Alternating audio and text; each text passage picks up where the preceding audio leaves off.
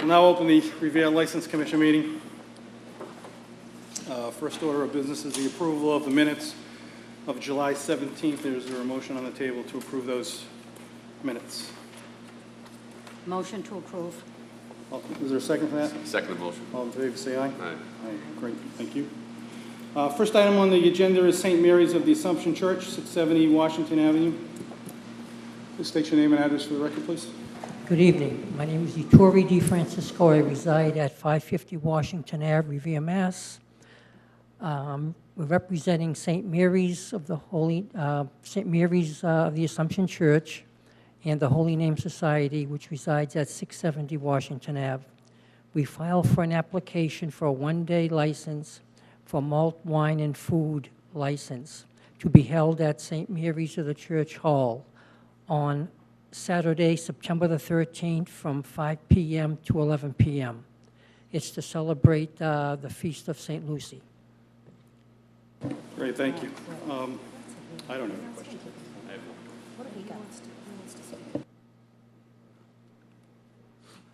No, I don't. It's a great event you have every year there.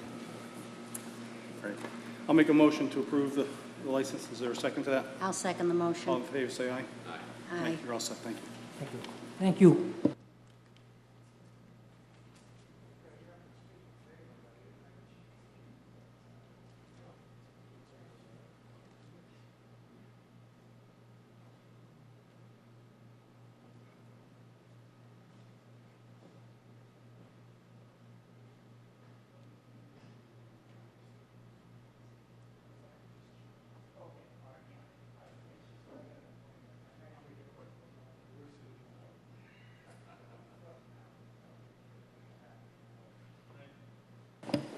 Item number 2 on the agenda is Makatai LLC doing business as Makatai Restaurant. Application for change of manager. Please state your name and address for the record, please. Louis Shore, and the address for the restaurant is 163 Squire Road in Revere. Great, and you're making a change of manager, is that correct? That is correct. And that's going from Kumara DiFilippo to yourself? Me. That's correct. Great. I don't have any questions. I've been to your restaurant many times. It's a great establishment. Thank you. I think it's a hidden jewel in the city right now, and I'm in support of that. Any questions? No, if you say it's a good restaurant. It's a good restaurant. I hear you. I'll make a motion to approve the change. Is there a second to that? I'll second the motion. All in favor, say aye. Aye. Thank you. You're all set. Thank you. Item number 3 is 99 West LLC doing business as 99 Restaurant and Pub. Application for change of officer directors. Please state your name and address for the record, please. Good afternoon. My name is Michael Oscar Dirks, 15 Sheridan Road, Stoneham, Mass. Great. And can you just basically tell us what's happening at this point? Some of the old officer had retired, and they've changed to the new officers. Okay. Replacements are Hazamuth, President Nita Adams, Bill Party, Brent Bickett, and Timothy Jason. Great. Okay. Are there any questions for that? I have none. Is there a motion on the table? Motion to approve. Is there a second to that? I'll second the motion. All in favor, say aye. Aye. You're all set. Thank you very much.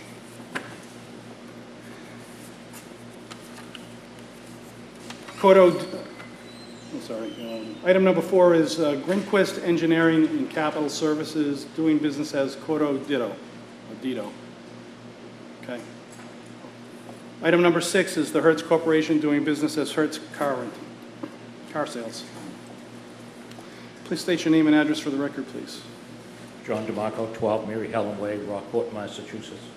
Great, thank you. And you're up for an application of a Class 2 motor vehicle license, is that correct? Okay, and you have you resolved your issues before the city council? Yes, sir. You have? Okay, and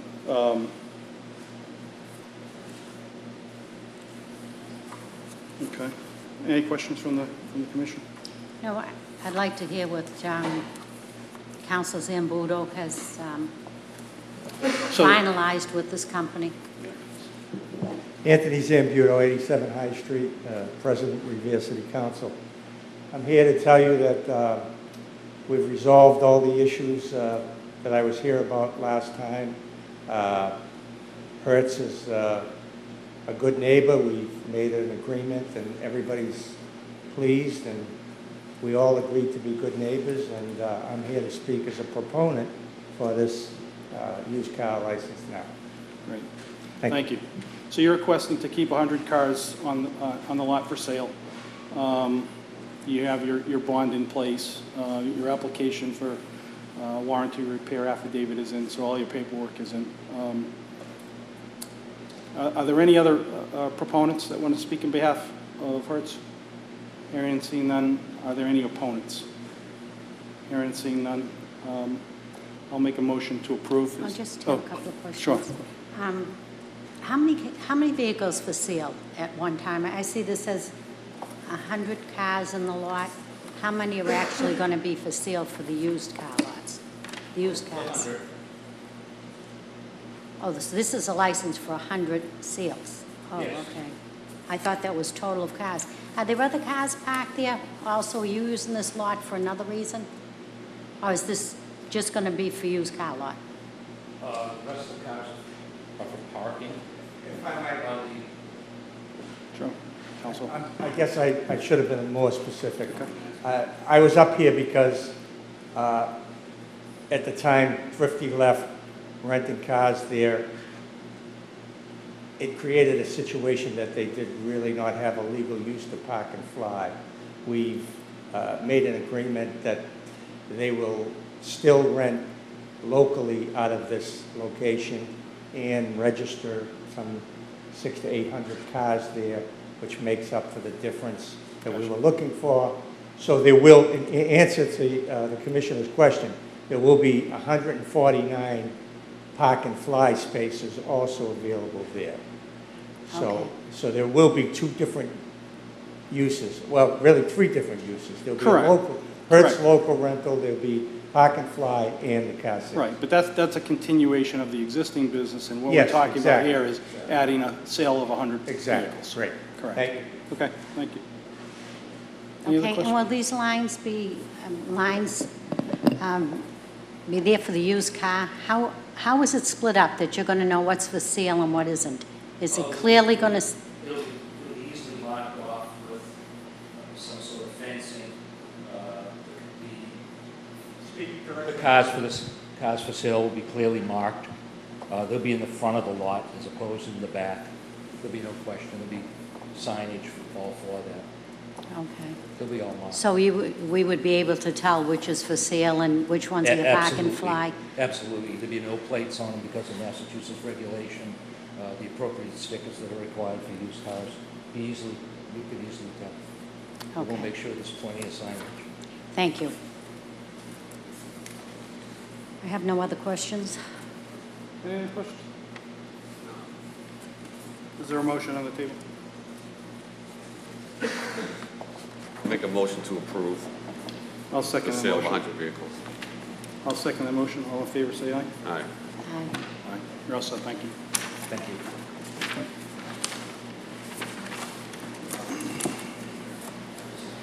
Item number 7 is a hearing for MFRP Corporation doing business as the Squire, 604 Squire Road. This hearing's in regard to 3 incidents which were required police presence to resolve. This is a continuation of the meeting from July 17th.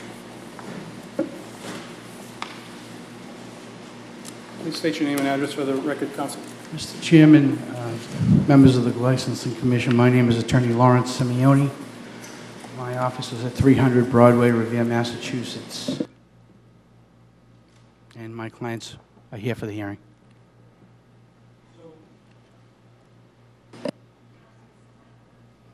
I believe it is. So we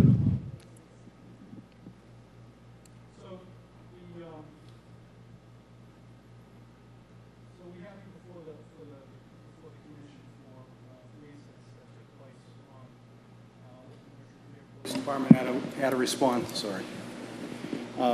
One of June 1st, one on July 4th, and the last incident on July 8th.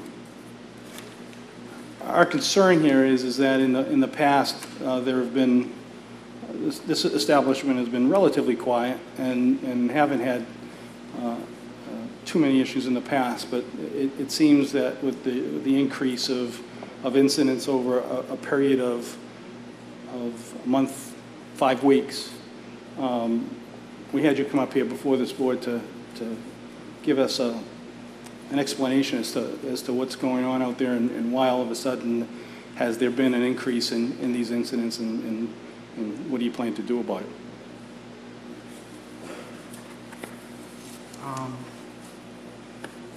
I have, can you hear me? Bailey. Can you hear me? Yeah, just, if you pull that down a little bit, that'd be great. How about now? Okay. Yes. All right. Speak directly in it. I know. Not direct. It's like it's, Straight mic. looks like an alien. It's so close to me. Anyway,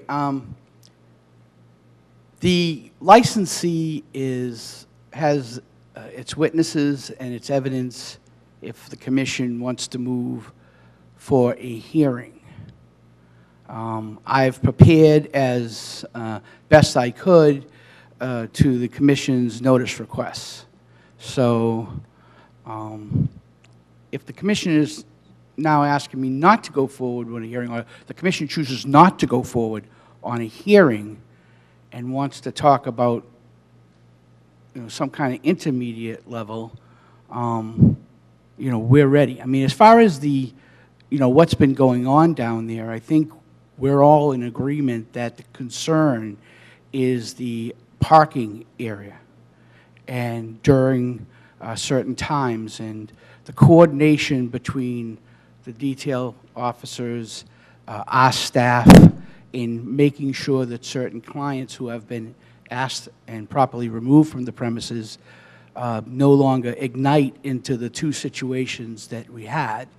I think we've making some steps toward that, but I think it's up to the commission really to decide whether my client's done anything wrong. I mean, at this point. I mean, your notices indicate that you believe there's been violations. Yes, I do believe that there's potential violations involved in this. Please state your name and address for the record, please. Peter DePisa, 604 Squire Road, the manager of the Squire. To answer your question, one of the other clubs in Chelsea closed down, and we had an influx of business come our way.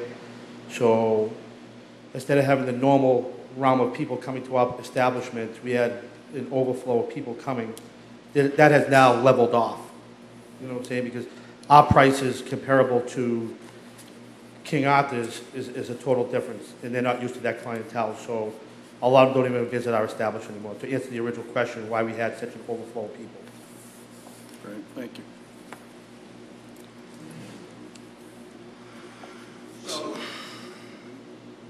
The process is set as far as I'm concerned, unless the commission wants to take a step back. Right now, you've noticed 3 hearings, and we're ready to go forward. Well, I mean, I think that it's clear to us that we've continued this a number of times. Yeah. I mean, we're prepared to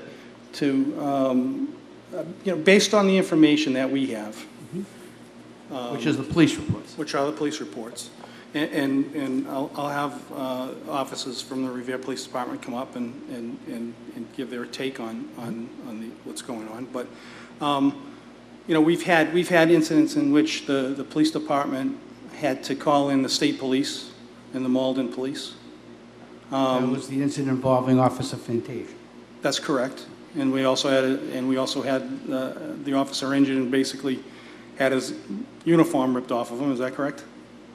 Officer Fantasia was, to my reading of the police report, was working diligently to put 2 cuffs on Mr. Ramsey, who was totally out of control, was unable to put 1 cuff on as a result of being attacked by a female, and as a result needed some assistance, and certainly was probably, I'll let him speak for himself, concerned about the fact that he is wearing a gun and Ramsey was out of control, and at that point I believe I'm going to assume he'll testify in concert with his police report that he sought assistance. Seems very reasonable to me in light of his personal situation. Okay. And then on another occasion, when the police department responded, that they were not given the ability to enter the establishment.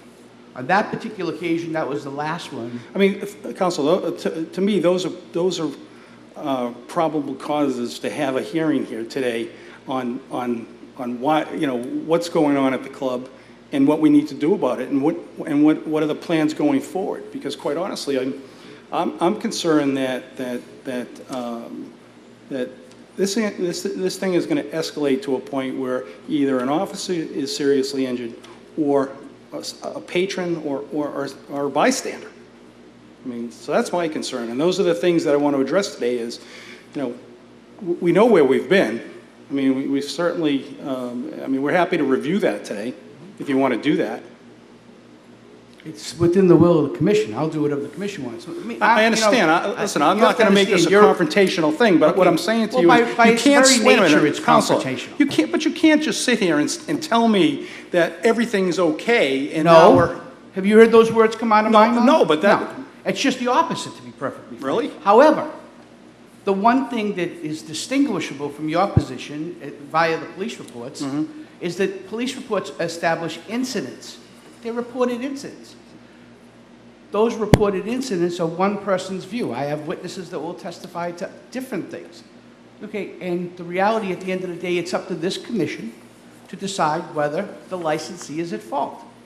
Now, do I think what happened, those two events on June 1st and July 4th, should happen again? No. And do I believe, and we'll be working with the licensee, with the chief of police, and I believe we have one of the night watch commanders here, we're working to move on. Understood. Okay, so this is like the past to us. We have to work with you as to how you want to address this past, but we've moved on. You've got a letter from me indicating that we've increased the lighting, that we put a second detail on it, all these things. But those have nothing to do with what's before me. And what's before me, at least, is a commission telling me that there'll be 3 hearings and 3 incidents, and whether, in fact, my client has committed a violation of the law, which would subject it to sanctions.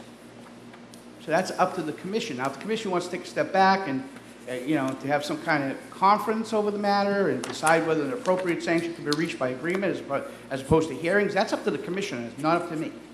No, I think I'm not prepared to say what action I'm going to take at this point, or anybody on this commission at this point. However, I still think that I think that there should be an explanation as to why these incidents took place and what you're doing to rectify them. Please. Hold on just for a second. When you say an explanation, the facts belie the fact that there was an incident there, okay? Okay.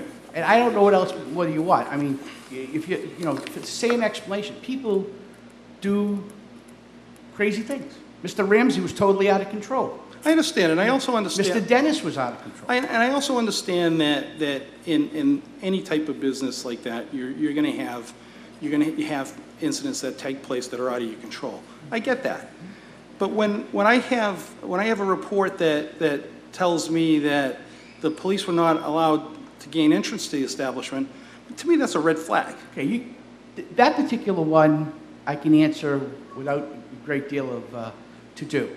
I mean, you read the police report. The police report clearly there was a group of Brazilians who were entirely intoxicated, loud, and wanted to gain entrance to the facility. At the time, they were denied entrance for this facility. Mr. Duarte and Mrs. De Souza were intoxicated. There's films of them provided to CID that they were beating each other up, hitting cars and whatever outside the premises. Mr. DePisa, when approached by one of the officers, either Officer Fitzgerald or Officer Rosenthal, was asked to bring the woman in to identify an alleged assailant who was a white male. The woman never entered the club, was never allowed to enter the club. Mr. DePisa's first reaction was, I'm not letting that woman in. All she wants to do is harass my people, okay? The officers took The officer, whether it's good or bad, took a step back, didn't have any further discussion with him, and called in, the commander, which was Lieutenant Goodwin, who came in, had a discussion with Mr. DePisa. Mr. DePisa said, no, I wasn't denying access to the officer. The officer could have come in. I just didn't want this woman to come in and harass my clients. There wasn't any people there that she was saying. She was never in there. So, and it bears out that CID, if you vote for CID, CID was given films of the incident and it's shown that what Mr. DePisa said is true. Now, is Mr. DePisa, if he had it over again to do, how would he have how would it have changed? I don't know. But I think he would have explained to the officer, as he will if required to testify, that it was a miscommunication, that he didn't mean that the officer could come in. He just didn't want the individual to come in. Now, he has made that clear to me. I've made it clear to the chief. He's made it clear to the chief. And he certainly, we acknowledge that he did tell Officer Rosenthal, we believe, that he didn't want him in the club with the individual. I don't, later on, within a few minutes, my understanding was Lieutenant Goodwin came in, talked to my client, went through the club, and there were no white individuals that had embroidered white shirts. So that was an unfortunate incident, but I think, it just shows that who called the police there? Mr. DePisa called the police. Mr. DePisa called them because he had to throw them out. It was established. Yeah. So, I mean, yeah, was there a miscommunication there? Yes. Was it a flagrant violation of the authority of the police department? I don't think so, sir. I think my clients have a great deal of respect for the police department and want to continue their working relationship with the police department. Okay. I think, give me 2 seconds. I'd like to talk to Lieutenant Callahan for a second.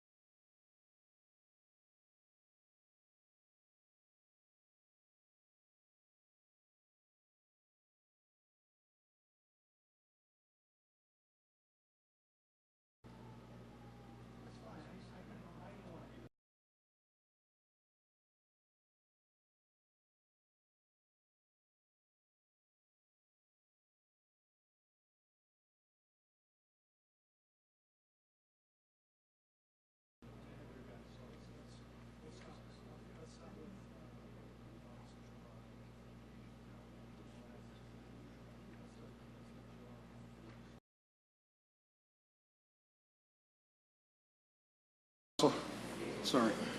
So my reluctance was I have 3 police reports here that I'm not sure that I wanted certain things into the public record based on personal information and other things. So I think based on what you told us about the 3rd incident where that entrance wasn't given to the officer, in my mind, I can say, what I don't want to have is I don't want to have an establishment not calling the police department when an incident takes place, and the fact that the woman in question was out of control and you didn't want to give them access or entrance into the club, and the incidents that took place like that. I mean, I can't see, based on that information, you know, how you would be able to hold the club accountable in a situation like that. So having said that, and given that situation, I think what I'm going to do is I'm going to have the police officers come up, address, rather than me read into the record what the police report says, I'm going to have the officers come up who were at each incident, give their take on it. You can give your take on how, you know, you saw it from, your client saw it from their side. And then once we get by that, we can take on our, what are you planning to do to address those concerns in the future? You know, as I said to you before, I mean, I expect that the officers will testify and then we'll put on witnesses as to their memory of the events, and then the commission will make a finding. That's fine, that's right. Yeah, That's that's right. fine. That's fine.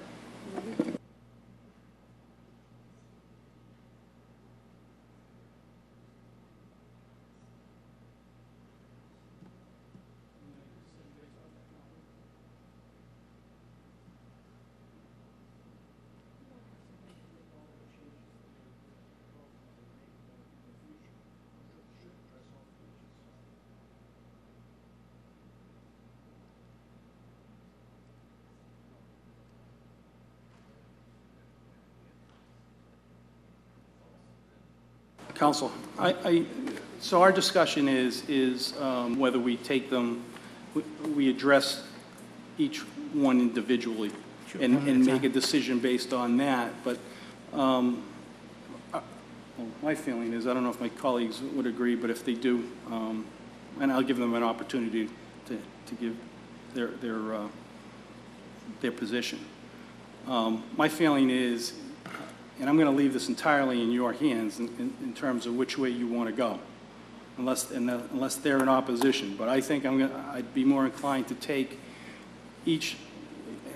discuss each incident, give your explanation as to what took place after the police department has an opportunity to make to give their position, and then at the end, you obviously have taken a number of steps to rectify the problems and provide solutions. I know you've met with the chief and the police department, so I want to give you the benefit of being able to lay that out. So my question to you is, I can take each one individually and we can rule on it that way, or we'll have them come, we'll do all 3 together, and then you can present what your plans are for going forward, and make a decision based at the end of the process. The commission, whatever the commission wants, we're ready to do both. So whatever. If you want one incident at a time, that's fine with us. We're going to put the witnesses on one incident at a time. Yeah, that's fine. The only thing with me, I think that maybe as Commissioner Quarantello stated and Commissioner LaCroix, I think if I'm concerned going forward what's going to happen with the club. So I think hearing it all and listening to all the violations and where you went wrong and what you could have changed, I think at the end of the meeting we would have all the information we need to go forward with whatever may happen on the board. That's my feeling. I'd like to hear from Commissioner LaCroix on how he feels about it. Yeah, I mean, I personally have to kind of listen to both parties and then digest all the information, and then we can decide the next step. Because we can read this stuff till we're blue in the face, but I'd like to hear from both parties, and I wasn't physically there, so. So we'll agree to, we'll do all three. You'll Yeah, just present. take one incident at a time. Yeah, sure. Yeah, we will, after the police, we'll put our people on. Okay, perfect. All right? Yep, okay. So on the June 1st incident, we'll have Officer Travato come up and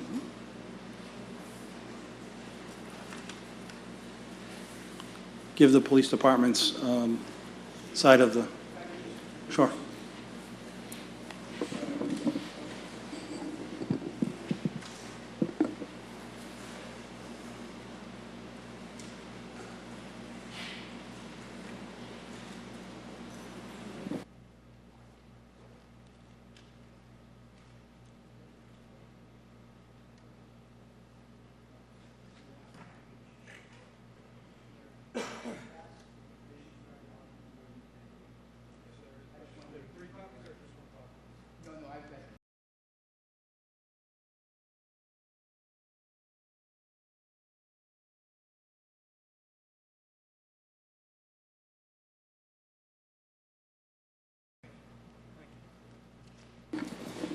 Please state your name and department. Thank you. Officer Michael Travato, Revere Police Department, 400 Revere Beach Parkway. Great, thanks. Officer, could you explain to us the incidents that took place on June 1st? On June 1st, I was working the detail. Officer... Sure, certainly. And on June 1st, I was working the detail at the Squire Lounge. Officer Fantasia was there as a directed patrol. Shortly before closing, as were the staff and myself were in the process of escorting patrons to the parking lot, I was alerted by an uninvolved patron that there was a verbal altercation going on between two male parties. I approached them and told them to not, inside the club at that point, yes. I approached them, told them to knock it off and to head out to the parking lot and that it was time to go home. They complied. They immediately left outside of the parking lot. At that point, I think I checked the bathrooms to make sure nobody else was inside or whatnot, and then proceeded outside, at which point I ran into Officer Fantasia, who was by the front doors, and Officer Fantasia alerted me that there was an altercation going on in the parking lot at that point, away from the front doors, more towards the back side of the parking lot that runs along Washington Ave. Officer Fantasia and I approached the parties that were in a confrontation, which had turned somewhat physical. As we did so, we identified ourselves as police officers. The parties didn't heed the fact that we were police officers at that point at all. I physically restrained one, pulled him off to the other side, to the side. He was immediately compliant, obeyed all my commands, didn't struggle with me at all, didn't fight, didn't have a cross word for me, just,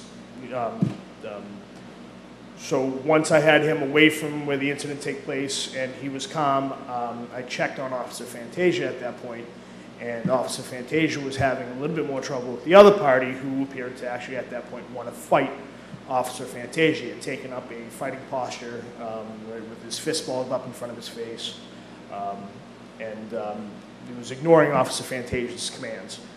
So I went over to where Officer Fantasia was. We gave a few more commands to the party to cease and desist. Basically, he started to approach Officer Fantasia and I, at which point we both pepper sprayed him.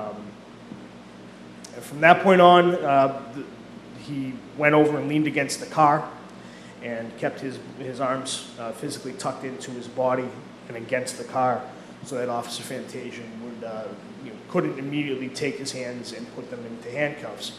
There were two female parties at the scene as well, and they were clutching at him and Officer Fantasia at the same time. I attempted to get the two of them to back away from the scene so that way we could effect the arrest of Mr. Ramsey without anybody getting hurt or anything like that. When they failed to comply, I physically pushed one of the female parties away, at which point she became belligerent, started swinging her arms and legs, And these are all patrons of the establishment? yes, they were all patrons. And would you say these people were just, were they intoxicated or were they, It's hard to say. I didn't notice a particular smell of alcohol or anything like that on them, but I wasn't really looking for it.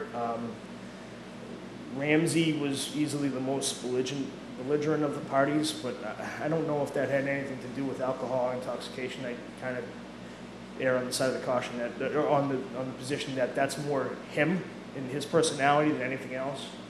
The female parties were just reacting hysterically because they thought, one of them claimed to be Ramsey's wife.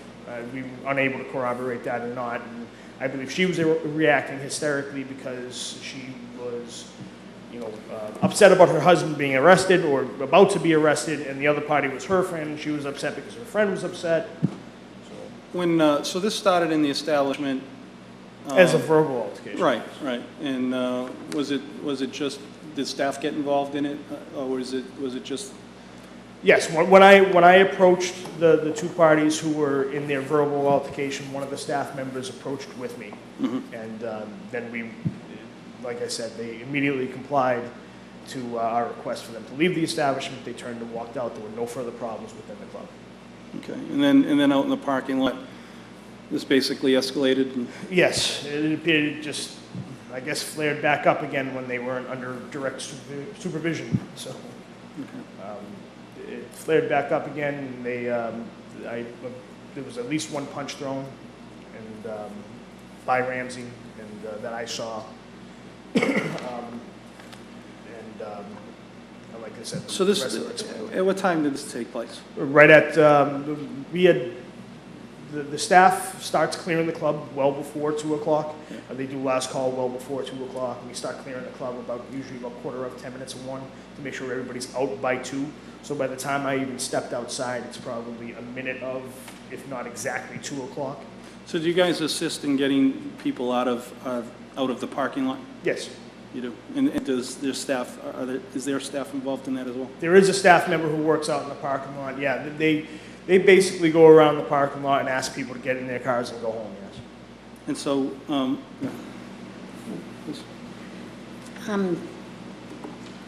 Can you tell me, in your opinion, was there something that they could have done to have prevented this from happening out in the lot?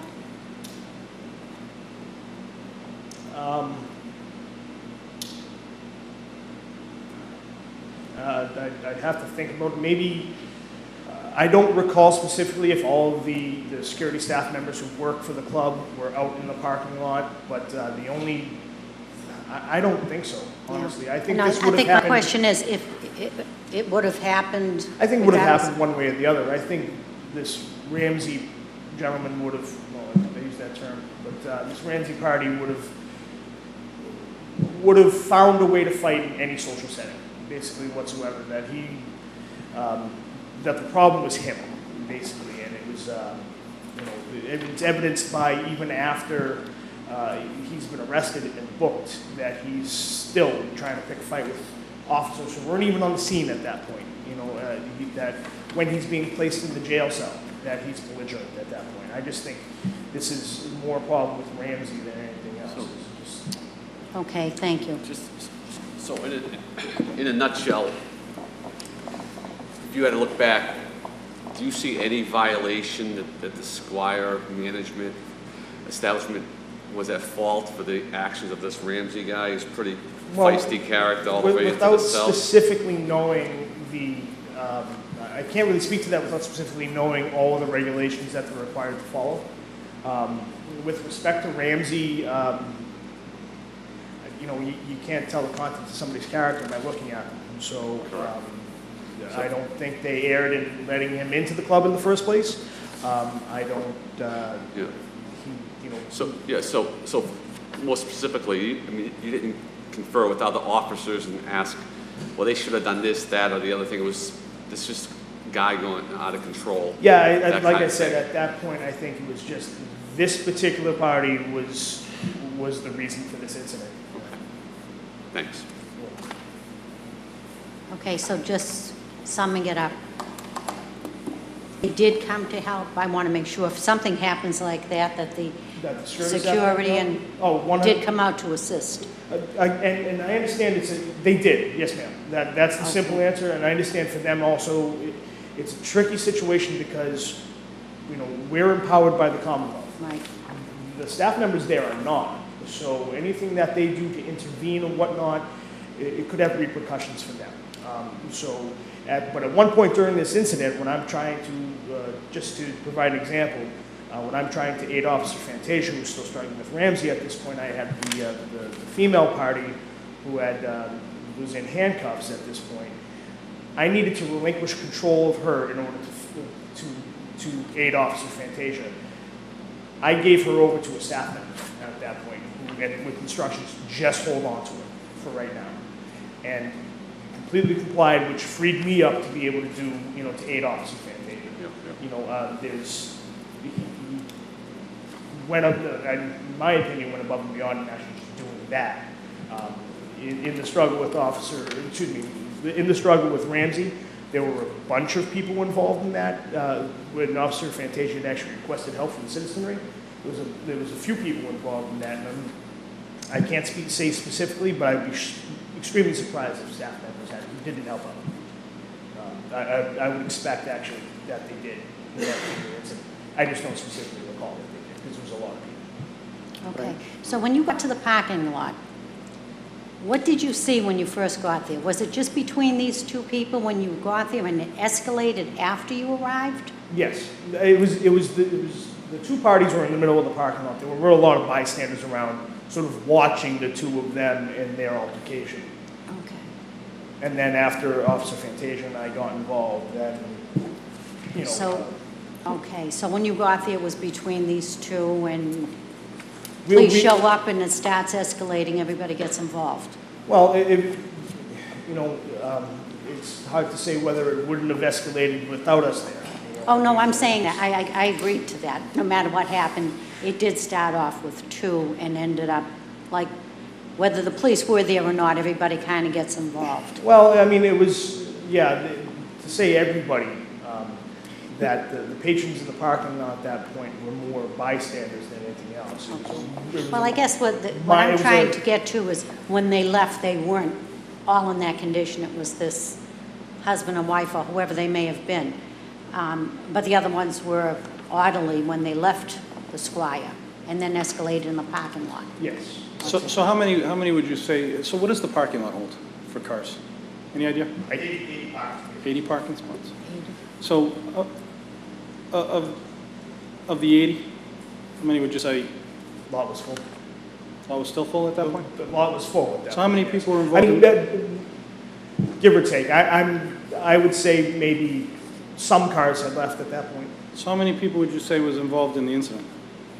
Directly involved? Anywhere from 5 to 8. You know, there were some of the two immediate combatants, and then the two female parties, and then at various points, the other parties were somewhat involved. From the party who refused to leave the scene, from the party who grabbed Officer Fantasia's shirt.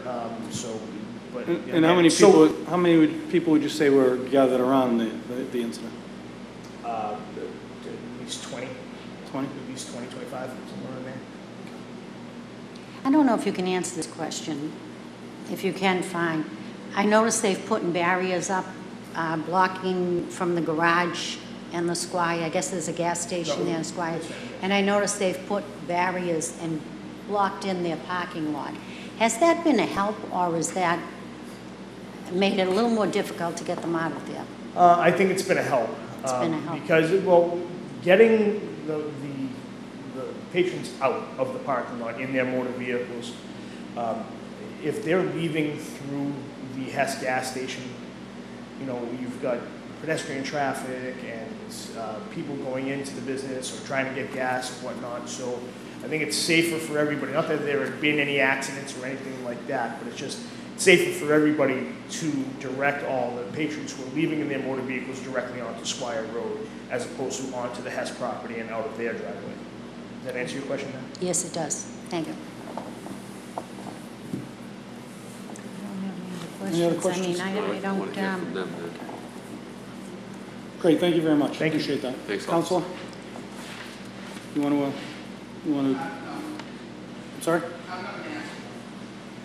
Do you want to give your side of?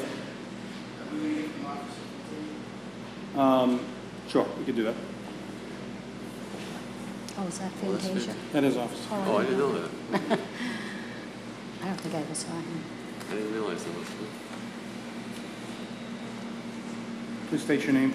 Officer Nicholas Fantasia, Revere Police Department, 400 Revere Beach Parkway. Great.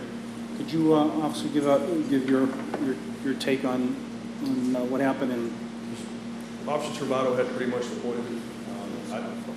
slow close? Thank you. Better? Yeah, thanks. Officer Travato had it pretty much explained. I arrived there shortly before they closed for a directed patrol. They issued a directed patrol from the department just because of past stuff there. Just a sign there to go help the detail clear the parking lot and stuff like that. Officer Travato was inside, just clearing the inside of the establishment. I was standing outside.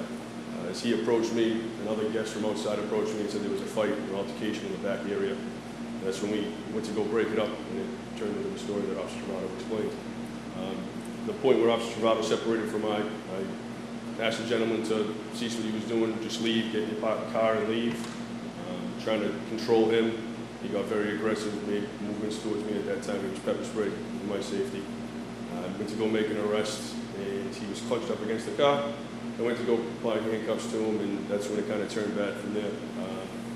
As I was struggling with him, I was in between two parked vehicles, and Officer Travato was on the other side at this point, so I didn't have contact with him or sightline with him. And I was up against the car with him for a few minutes trying to struggle with him. So Officer Travato came over to assist me. Two females, I believe one of which was Ramsey's wife, started to get involved, grabbing at my uniform, grabbing Officer Travato. At that point, he directed his attention to the females, and I was at my attention on Ramsey.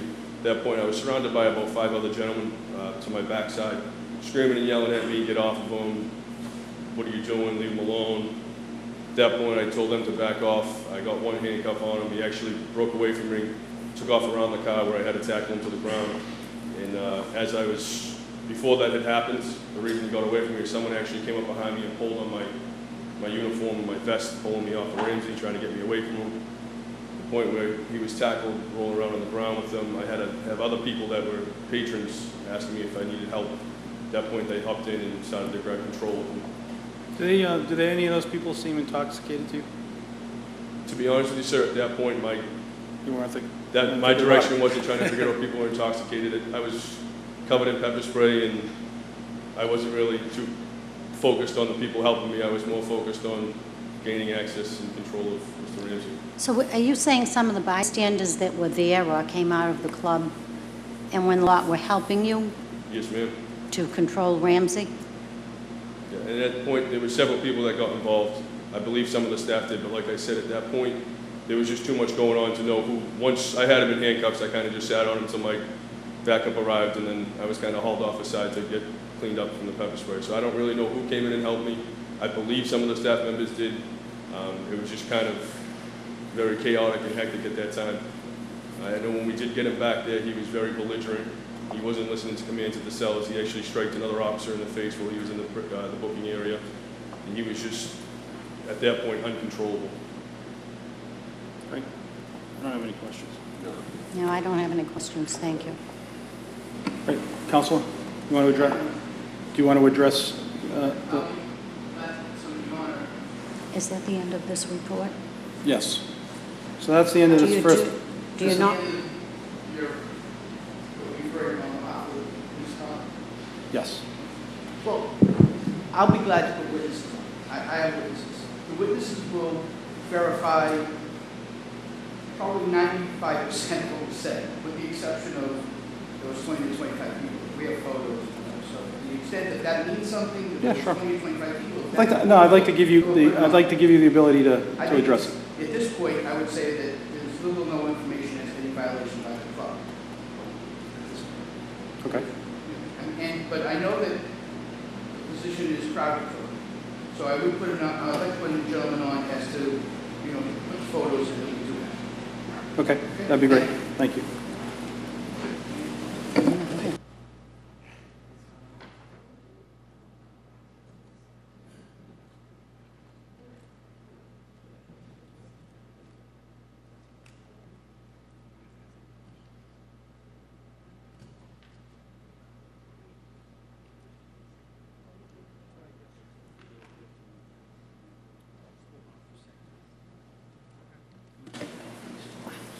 Please state your name and address for the record, please. Anthony Barretto, 69 Princeton Road in Malden. Great, Mr. Berto. So, what was your role what is your role at the club? Sure, absolutely. Let me pass this to you, the other members. Essentially, this is a outline of the events of June 1st at BZ, and along with that is an outline of the events of July 4th, and 2 photos of the facility, so you can see where they're talking about the rear facility, the side of the facility, those photos there. Mr. Guerrero, just please state your name and address for the record. Anthony Barretto, 69 Princeton Road in Malden. And how many years have you worked? Could you speak up a little bit louder, please? Sorry. Yeah, I'm sorry. How many years have you worked? 2.5 years. Okay, and have you worked in any other place as a security person? I worked at the Palace for 6 years. So your present work is as security? Yes. Good. Now, on June 1st, 2014, were you on that day? Yes. And when did your shift start? It started at 8 o'clock. And when does it end? Ends at 2, but we usually don't get out of there until about 2:30. At some point, when you first see the 2 individuals that are arguing that you're with I actually seen one of the officers escort them out of the club. and then what did you do? I walked from where I was in the back. The officer was walking with one of our security guys escorting them out of the club. So, and how were they walking when they walked? They were walking fine. They were walking one behind each other. So one, like a single file? Yeah, the officer was in the back, and then they had Ramsey the other. Other than yourself as squad personnel, who else was walking the detail I believe it was one of our other security guys. Chris Martin? Chris Morris, yep. Now, when they walked out, was there any fighting, yelling, screaming, or anything? No. So what would you say their demeanor was when the 2 individuals were asked to be escorted out? When they escorted the building, they were perfectly fine. Like I said, they were walking one behind each other, so if there was going to be an altercation, it could have happened right then and there. How about the females? They were fine too. So at some point, they exited the building with the detail officer? Yes. Okay, and at that point, is that when you saw Officer Fantasia? Yes. What happened at that point? I understand that you were the only one that was in front of the squire that was out there at that point. Yeah, it was closer to 2, so I was probably the first one outside. Okay, Mr. Morrison went back into the building. Yes. So at this point, so the commission understands, is Officer Fantasia, is Mike Travato, I'm not pushing her any name. I'm Italian, I'm really bad at Italian. So Officer Travato is out there with Officer Fantasia, and Mr. Ramsey, the unidentified individual, Mrs. Ramsey, and some other female, is that correct? Right. Mr. Morris is now in the club. Yes. Tell us what happens after that. After they got them outside, I seen the police officers ask them to pretty much disperse, to take off.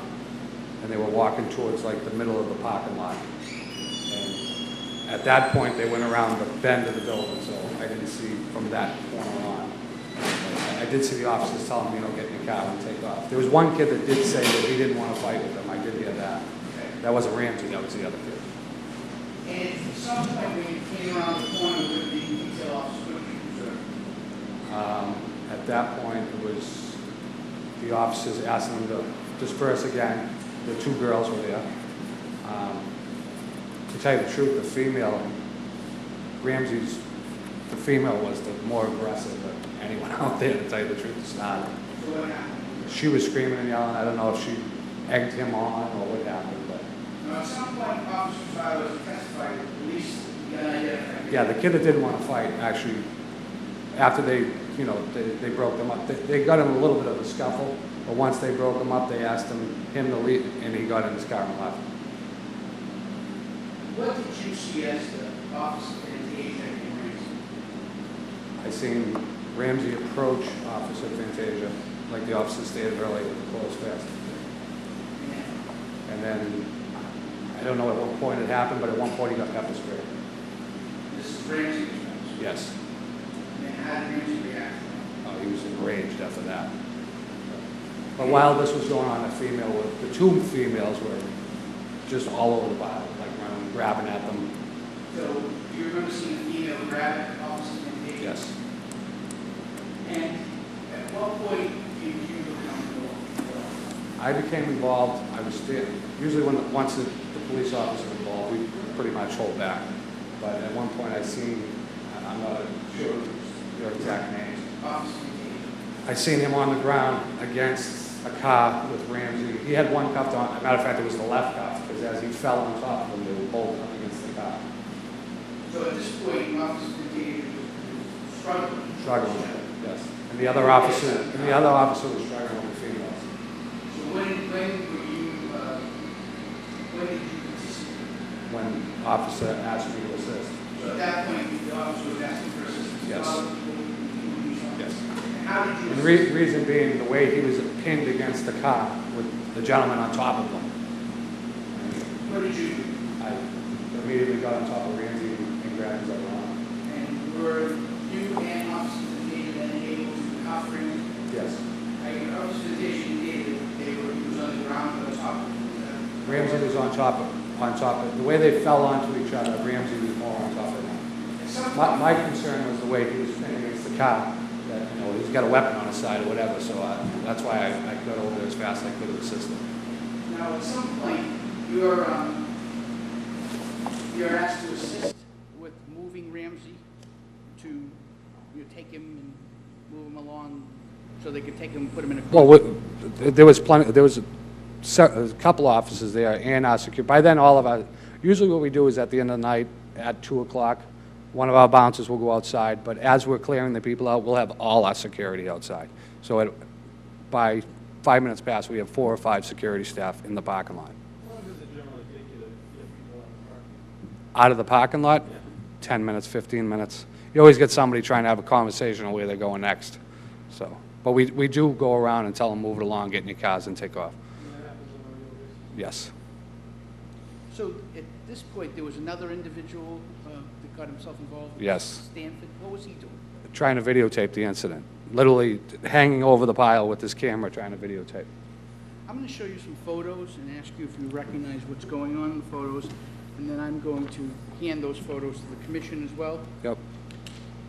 And if you could just, taking one photo at a time, describe for the commissioners.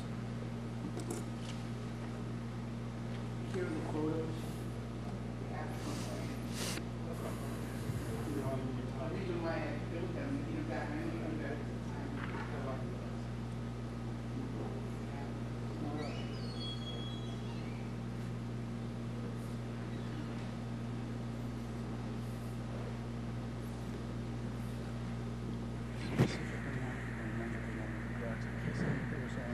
Yep.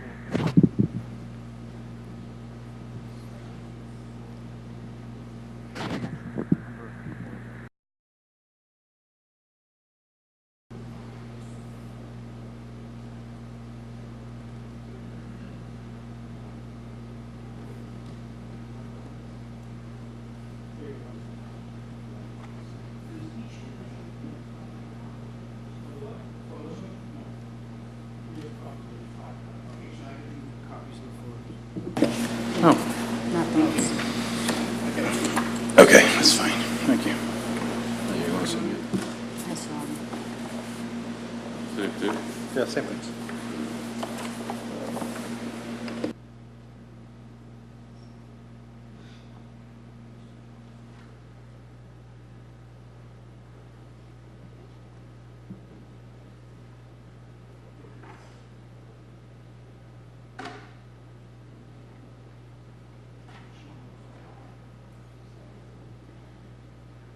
Just grab them at a time.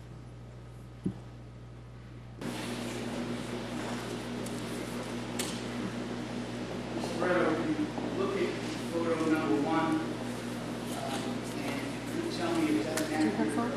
I can't. In the parking lot area. Yes. Okay, what is going on at that? What time is it, and what is going on? 1:54 and people are exiting the building.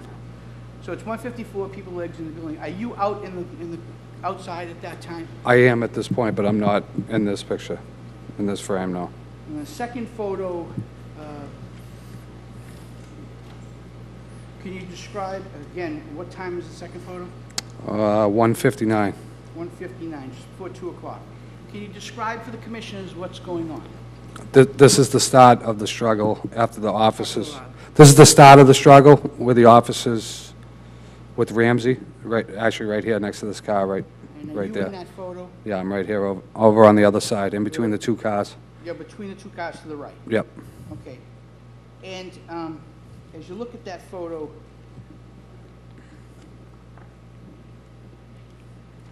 is there anybody crowding around Ramsey or you?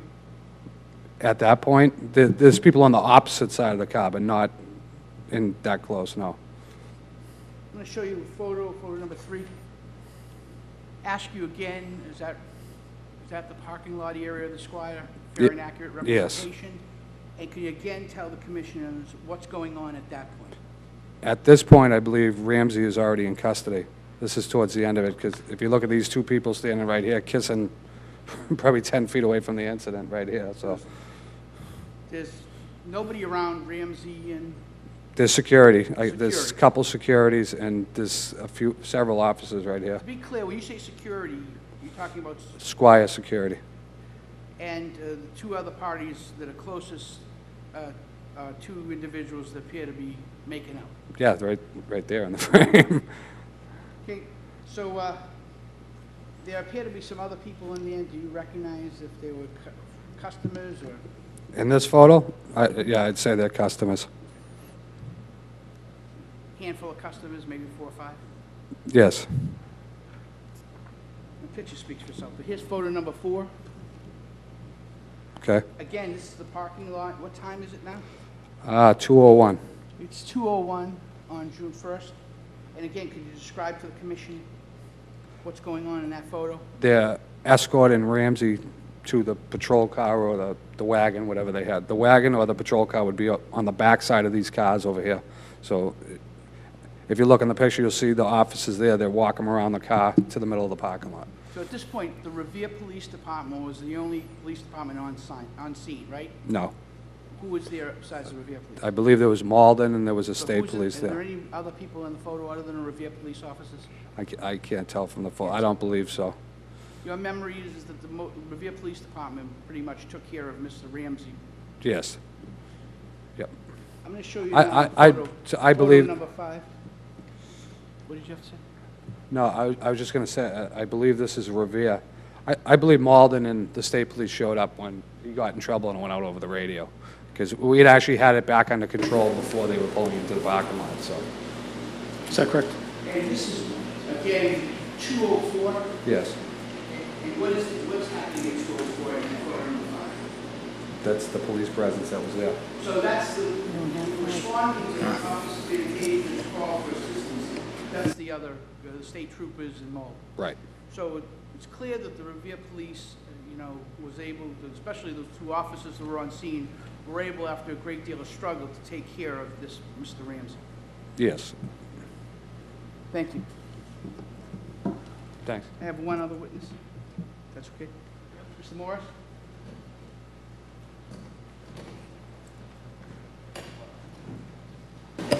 Please state your name and address for the record, please. Christopher Morris, 10 Royal Crest Drive, North Andover, Mass. Great. Mr. Morris, what do you do for the Squire? Security. And you working on June 1st, 2014? Yes. What's your shift?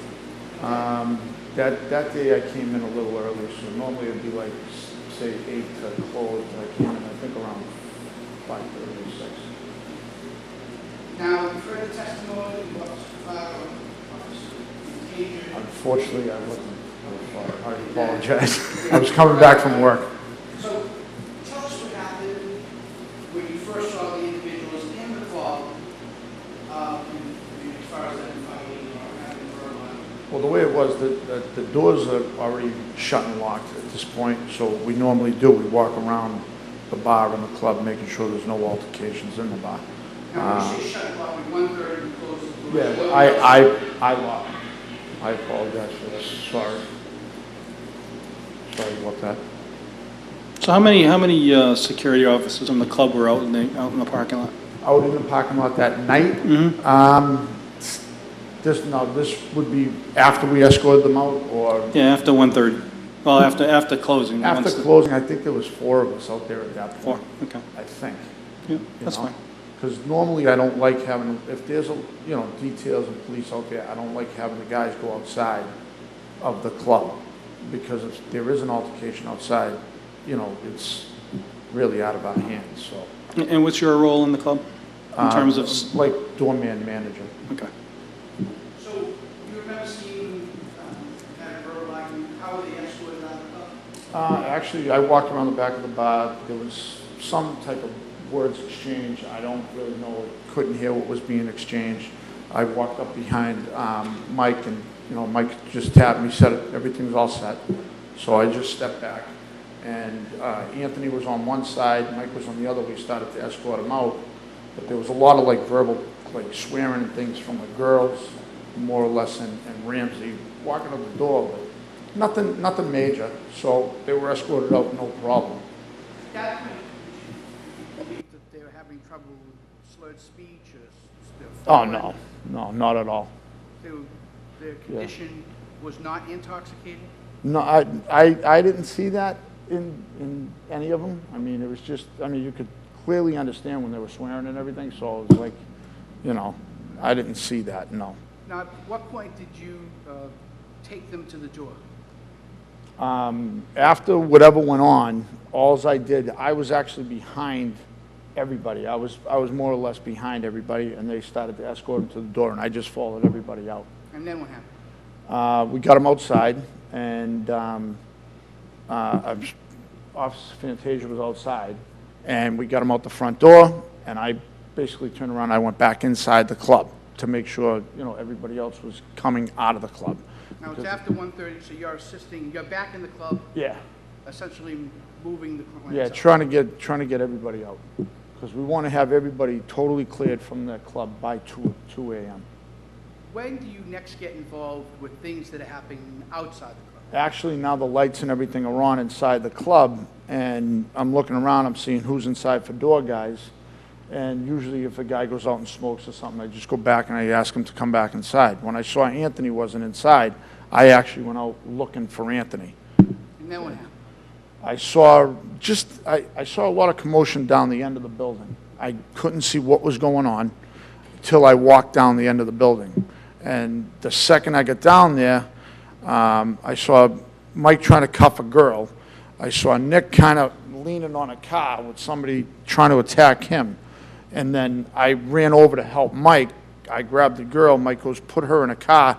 Now all these cruisers were coming in. I just passed the girl off to another. Officer Cavallo told you to take hold of the female. Yeah. What did you do after you took hold of her? I grabbed her, and when another cruiser came in, I go, here, take her.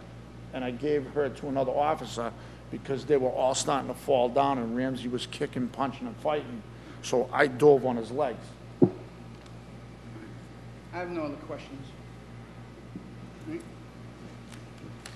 I think that's all we'll present. Okay. Any questions from the commissioner? Just one quick, real quick. You probably already said this, but I just wanted to confirm.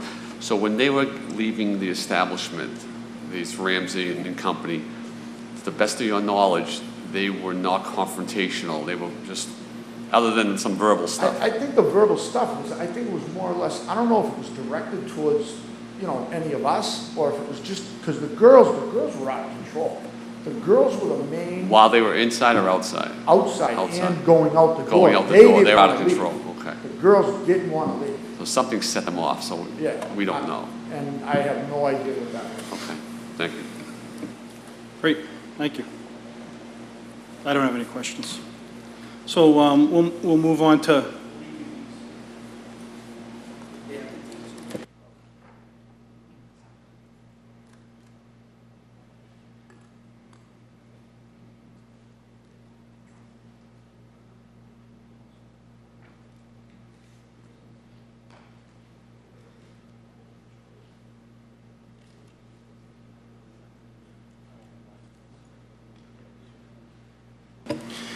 Okay, so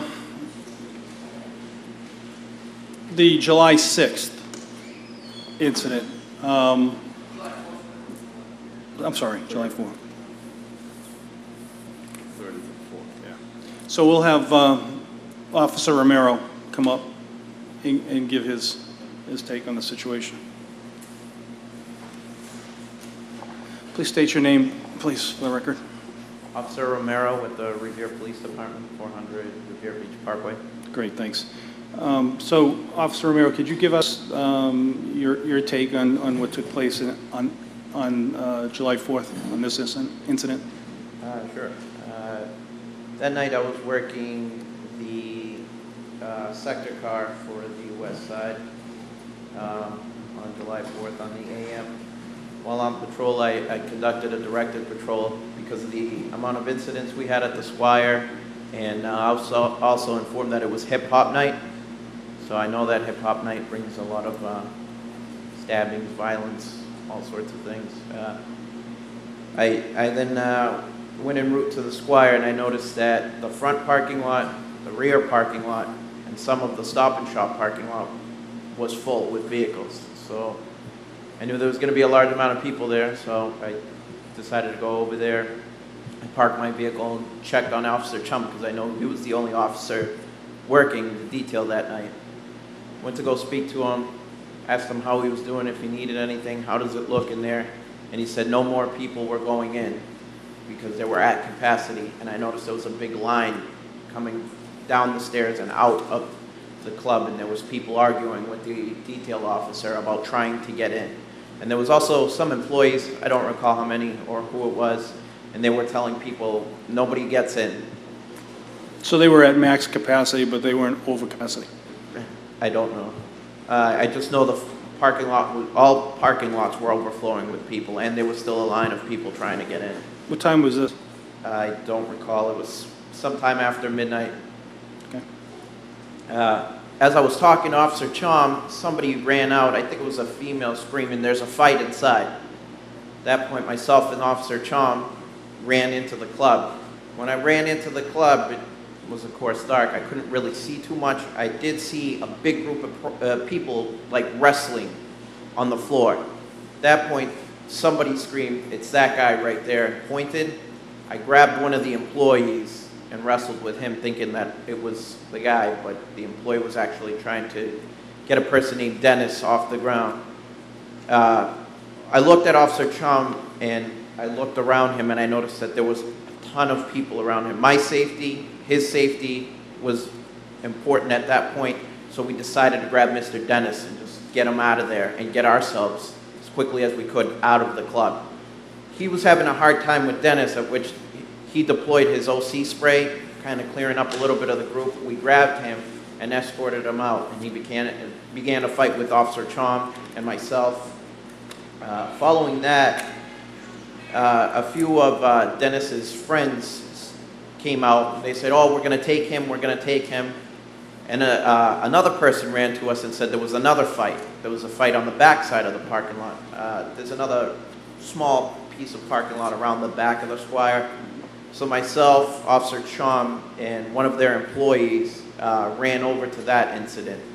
And that incident was about a parking spot. A guy had, it looked like his shirt was ripped, and looks like he was wrestling with somebody else back there having a fight. Officer Chom, myself, at this point Sergeant Presley, and other officers noticed that the club was starting to let out. So we left that scene and started walking back to the front of the parking lot. We noticed that everybody was coming out of the club, and there was a huge amount of people.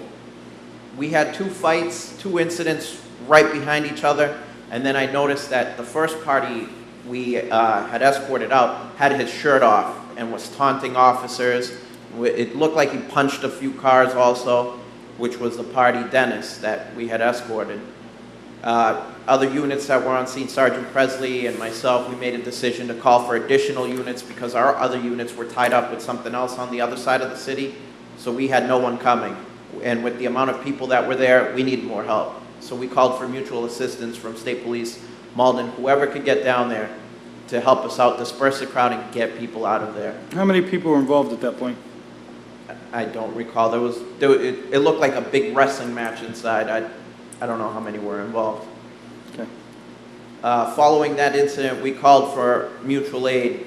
Dennis was taunting people, had his shirt off, was amping people up, was screaming at people, get the police out of here, and we took him into custody, got him out of there, and then we continued clearing people from the parking lot. Was he intoxicated or just belligerent?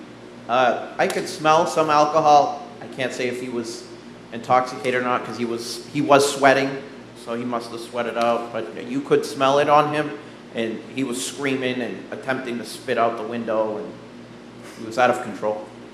Okay. Any questions? So during the incident, what was the role of the club employees, the security? Were they involved in that?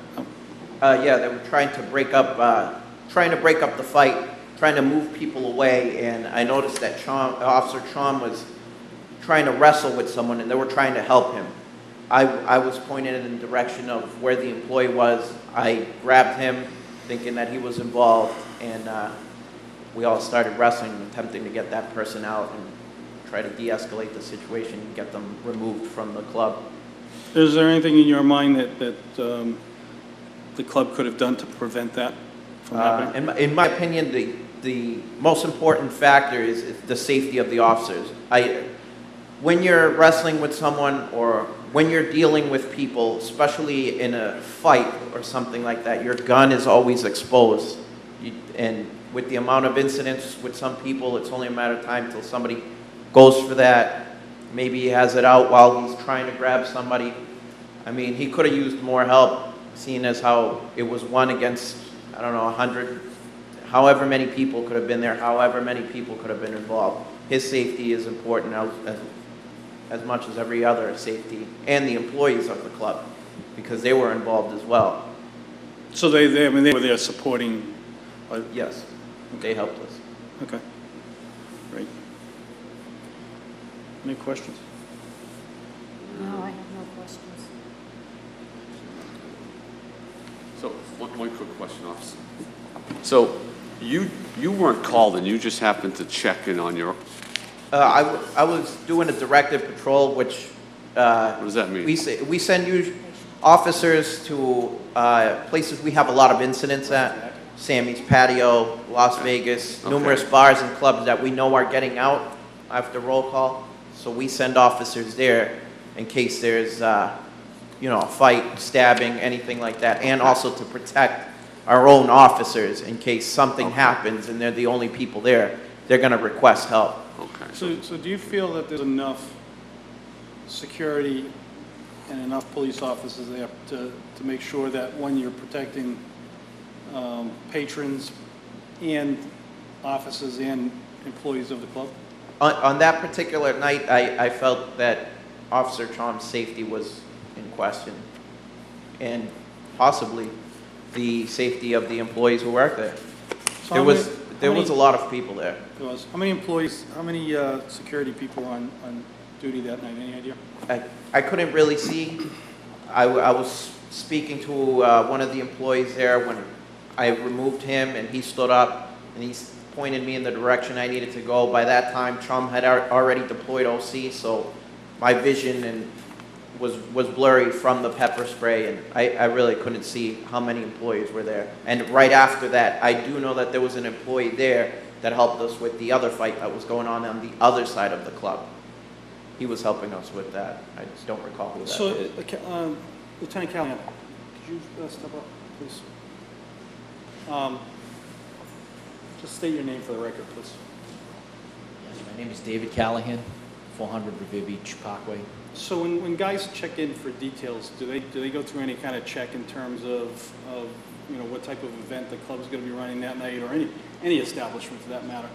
And do they take a check on how many security people are at each establishment? The establishment, if I'm following you correctly, each establishment is different. Like there's other establishments in the city that have their own private security. And we try to work in concert with them. Because a lot of times if they see a problem, get the detail officer, we're gonna escort someone off the property, you know, out of the establishment.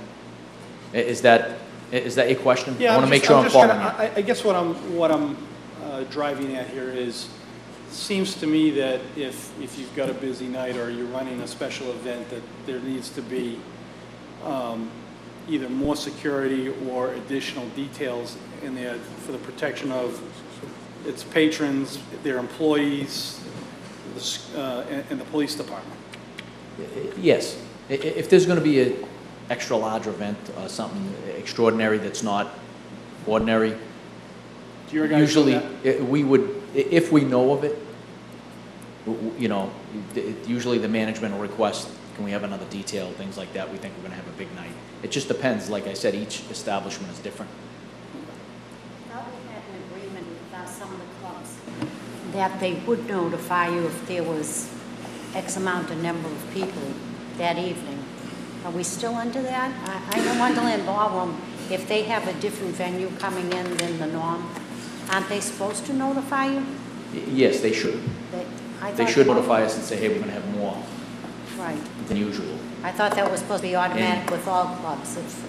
If it's different from the normal venue, then they... And usually the detail officer too will notify the station. There's more people than usual here. Can you send the, you know, make sure the sector cars come by here to assist us, or the detail officer will confer with the management or whatever the establishment is and say, hey, listen, you're going to have to get another officer here. There's too many people for us to deal with. Right. I guess my concern is, I know some nights other clubs, I'm not speaking about the Squire, but other clubs, and maybe them at one time, did call for extra detail and it wasn't available. What happens in that situation? I mean, if we're notified far enough ahead of time that there's a special event, what do we do in a case like that? Well, if we can't schedule extra officers there, we will try to have the shift assist that officer. So if we know a particular venue has a large amount of people, but there's only, you know, 1 or 2 detail officers there and they need assistance, we will try to supplement them with the shift at the end of the night, or at least have high visibility there to assist them at the end of the night in clearing the establishment and the parking areas. Okay, and that's another concern of mine. When they have detail, they pay for detail. Yes. Okay. But when we have to tie up our police officers to just send them there because they don't have enough security, that's a concern of mine. So, I mean, is there anything else that can be put in place for extra security when we can't give them detail other than pulling the police officers out of the station? I mean, on the, you know, each establishment is different, and that's something they should probably increase their security staff if they know it's going to be a busier night than usual. But I think sometimes some of the places do not know what they're going to have. What the turnout will be. For a night. I mean, you could book a particular venue and think it's going to be crowded, and it's not. And other nights have something, you don't think it's going to be busy, and now there's a line coming in. So that sometimes is an issue. Okay, but maybe this board will look at that is something that they have to do. Special venues, they have to call for extra detail. I would like to look at that. I think that was in place years ago. I don't know, maybe it isn't anymore. But that was something they did have to notify us, and if not, they would look for security elsewhere if we can't supply our own. Yes. Well, usually we try to do it the best we can, but it's a manpower issue. Right. And we're understaffed, and then some nights are busier than others, and we're in the season right now. Officers are on vacation, different things are going on, so it's just, sometimes it is a challenge. Right. Well, I think my main concern here is for our officers, as you said, we don't have that many to send them out and make sure everybody's protected. Absolutely. So whether they need more security, and then you have that thing where, as one of the officers, I guess, said, sometimes you don't even want security to get involved because it's a police matter, and See, that's tough exactly. situation. It is a tough situation, and it's one of those situations, we're empowered by the Commonwealth. Right. We have law enforcement authority, we can place people under arrest, we can detain people. Those private venues, it's a legal issue sometimes. And then if things become a little out of control, what authority do they have to physically restrain someone? It seems like to me that they were supportive in their, you know, in their efforts to... Yeah, in their efforts to control things at the club. Absolutely, absolutely. So, okay. Just one other question. I don't know where Officer Michael, is he still here? How long did it take to get that situation under control? They said, you know, it happened indoors and they called for backup. How long did the whole incident take to calm down? You know, I can't give you an exact time frame. It was probably 10 or 15 minutes. And why I'm saying that is I was working that night. I was at the police station processing prisoners. And then that incident happened. And then I had to deal with the other end of it, you know, when the people in custody came to the police station. Okay. So it was probably 10 or 15 minutes at least, and then you have to get the crowd out of there, and it's difficult when you have a lot of officers come, because you know, you could have 10 police cars out in the street between what comes from Malden and the state police or whoever can come and assist us, and never mind our own officers that are there. Okay, well, then you did a great job, because I thought it would take a lot longer. I'm surprised for you to say 10, 15 minutes. To They get under absolutely control. did. It could have been a little longer, but ordinarily, once the main participants are placed under arrest and we get them in police cars and transport them out of there, that diffuses some of it. And if there is some people still involved, you know, we can move them along, hopefully fairly quick. But Officer Fantasia may be able to answer that a little better than I could. Thank you. Thank you. You're welcome. Officer Romero, you want to add anything else? Do you want to add anything else? You good? Okay. Counsel, you want to address that?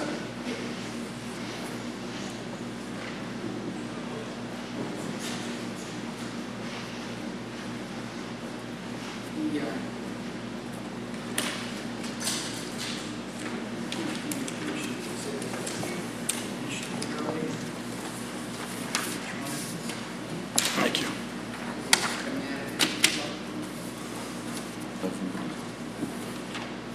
That's fine. Counsel, we're good. I can't see him, so...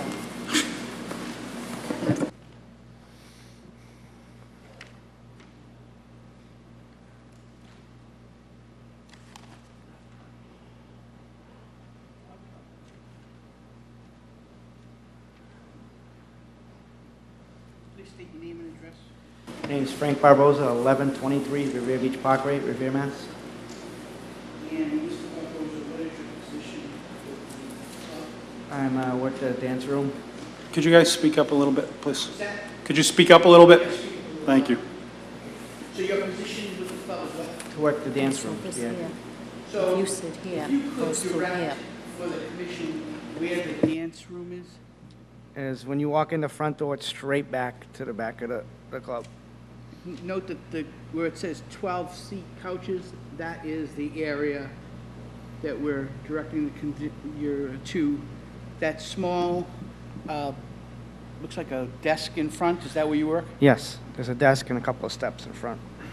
And what is your, if you look, it says 12 seats and couches. That's called the dance room, where lap dances are done and paid for. So, tell me exactly what your responsibility is as far as your position working the dance room.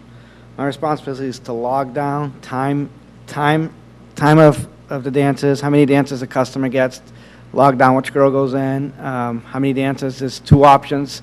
There's a one song for $30 and there's two songs for $50. And each one has different time frame.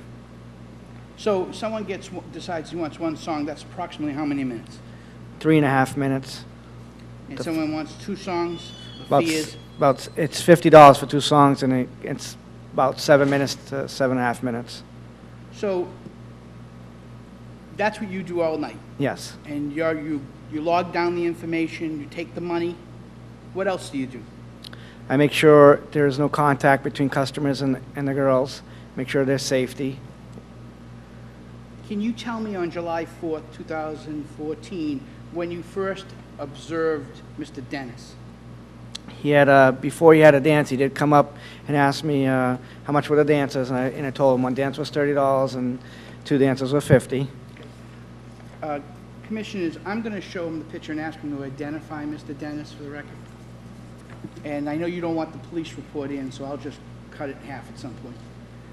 This is a photo, is that who you recognize Yeah, as that's Mr. Rodney Dennis? Yeah, that's Mr. This Dennis. is the gentleman that you were Yes. involved with that night? Correct.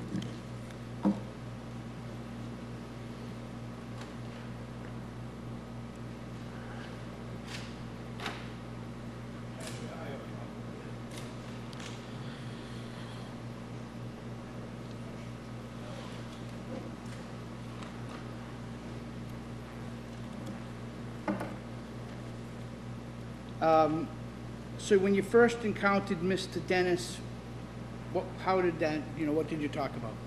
He asked me how many, what was the prices for the dancers and what was the options. So I gave him the options, like I said, one song for $30 or two songs for $50. And did he ask one of the girls? Yes, to a few dance? minutes later, he came back up with one of our dancers named Patricia, and he paid for two songs, which is $50. So in essence, the way it works is the individual who wishes to dance talks to the particular dancer, Correct, and they decide whether they'll use the services of the dancer. correct. Now, at some point, when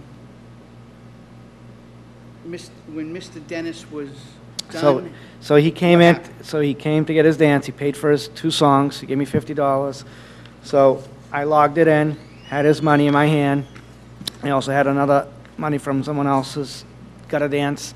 And so as soon as he started getting a dance from the dancer, I immediately noticed he was trying to put his hands on her. And I walked in there to ensure her safety, and I told him, you can't, there's no contact, and you cannot touch the girl. And he stated back to me, it's my birthday, I'm having fun. I was like, "But regardless, you still can't touch the girl, So I walked back out, and he continued getting his lap dance. and then once they were done, what happened next? So once they finished, he came back outside, and he goes, hey, I got ripped off, that wasn't enough time, I should have got like 10 minutes. And I was like, I explained to you, it's one song for 3.5 minutes, two songs about 7.5 minutes. And I looked at my log sheet, and he was been there for 8 minutes, so you got your ample time to get your lap dance, and, you're done. I want my money back, you guys are ripping me off in this club here. I was like, you're not getting your money back because you got 8 minutes. And at this point, he grabbed my log sheet, because I was showing him that he did enough time. He grabbed my log sheet and ripped it out of my hand, ripped it in half. And then he proceeded to try to take my money that was in my hand. Was he he wanted- successful in getting the money? Yes. What happened? And when he was trying to get the money, he grabbed it out of my hand.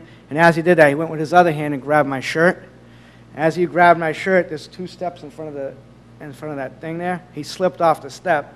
After he slipped off the step, he grabbed me down too. So we both inserted like the little wrestling match where he was trying to hit me at the same time. Did he eventually strike you in the face? No, he didn't. He wasn't successful. We just wrestled in the ground. Okay, fine. So the X that is on the plans that the commissioners have, is that where you actually, That's where you ended up, yes. on the floor? Yes. What happened after you were on the floor, Mr.? After being a few Dennis? seconds on the ground with Mr. Dennis, the other doorman, Julian Oliveira, came over and assisted along with manager Peter DePisa. How did Mr. Julian Oliveira know to come to your assistance? Oh, we have radios in the club. I forgot to mention, when he was starting to be combative about not getting his money, I did radio to my colleagues to come over. We all have headsets, so this way we could communicate with one each other inside the club. Now, the managers do not have headsets. No, the managers, no. So Mr. DePisa was not wearing a headset. No, he was just close to where it happened. So what happens now after you call for assistance? We wrestled on the ground. When I called for assistance, Julian came right over. As long as Mr. DePisa, he saw something was going on with one of his employees. Noticed we were wrestling, so Julian held him down, and Mr. DePisa held him down until the officer came, Officer Chung. And what did you do after that? I got back up and went back to my post because I have $1,200 every night in a drawer there. And I just want to make sure, no one would steal it or anything. Now, at the time that Mr. Dennis first approached you, a few minutes before he actually did the dance and then complained, did you notice anything about him that would make you think that he was drunk or totally intoxicated? No, he was having a good time. He said he was there with a friend. They were just having a good time. So it didn't, I have a quick question. So when you radio Yeah.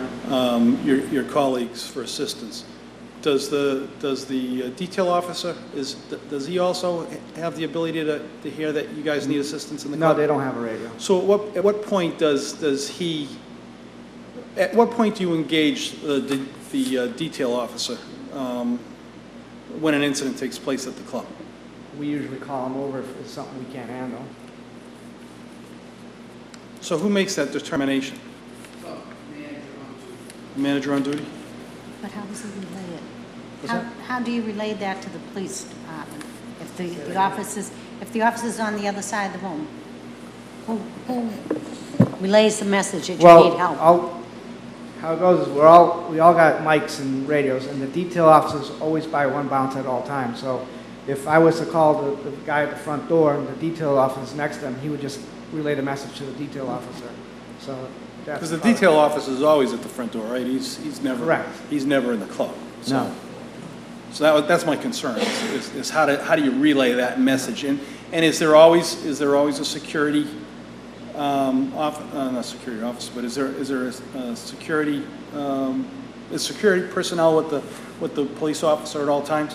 correct. Yeah, all night long. So the police officer is never out at the door No. by himself? No. Okay. Yeah, no, please.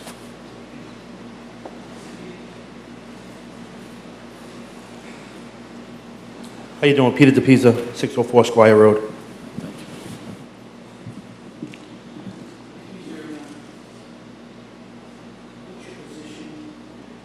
I am the manager. Yes, I am. 25 years of experience. 275 people. 80 spaces. On average, Thursday, Friday, and Saturday night, how many people do you hire as security personnel? 6 to 8 people. When you have a full complement of staff on Thursday, Friday, and Saturday, how many people are we talking? I can have anywhere between 30 and 45 employees at any given day. Now, how many of that is security staff? 8? Anywhere between 6 and 8. 6 and 8? And, would you mind if I ask a question? No, absolutely. So the capacity in the club, what is the capacity generally on a Thursday, Friday, Saturday? That night, Well, the capacity, or you're asking how many people show up? Well, I want both. What's the capacity of the club? the capacity is 275 Right. people. And how many on that specific night? On that night, with employees, there was a total of 168 people. 168 people? And that night, we had roughly 45 employees. Okay. And so at that point in time, there was a line outside the establishment? So, Are you asking, was there a line outside? there was a line, I'm asking you, was there a line outside the establishment?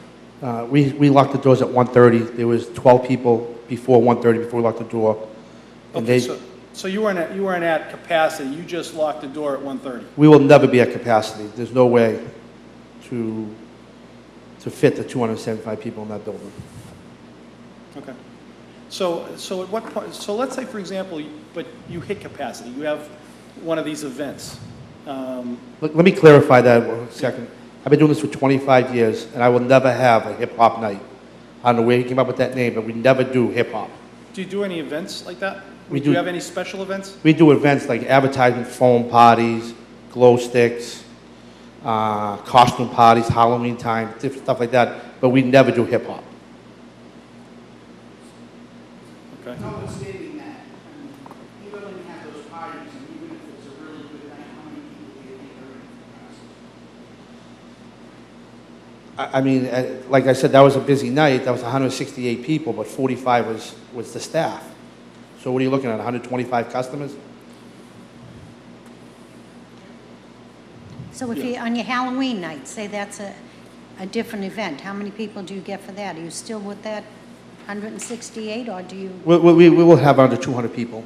You With, would. I mean, with 45 being, on Halloween, we have more staff, so we have about 55 employees. So you're looking at about 145, 150 customers. I guess that was what I wanted Yes. to know. When you do have a special event, you still don't hit the capacity? Well, we don't have special events. We advertise throughout the year.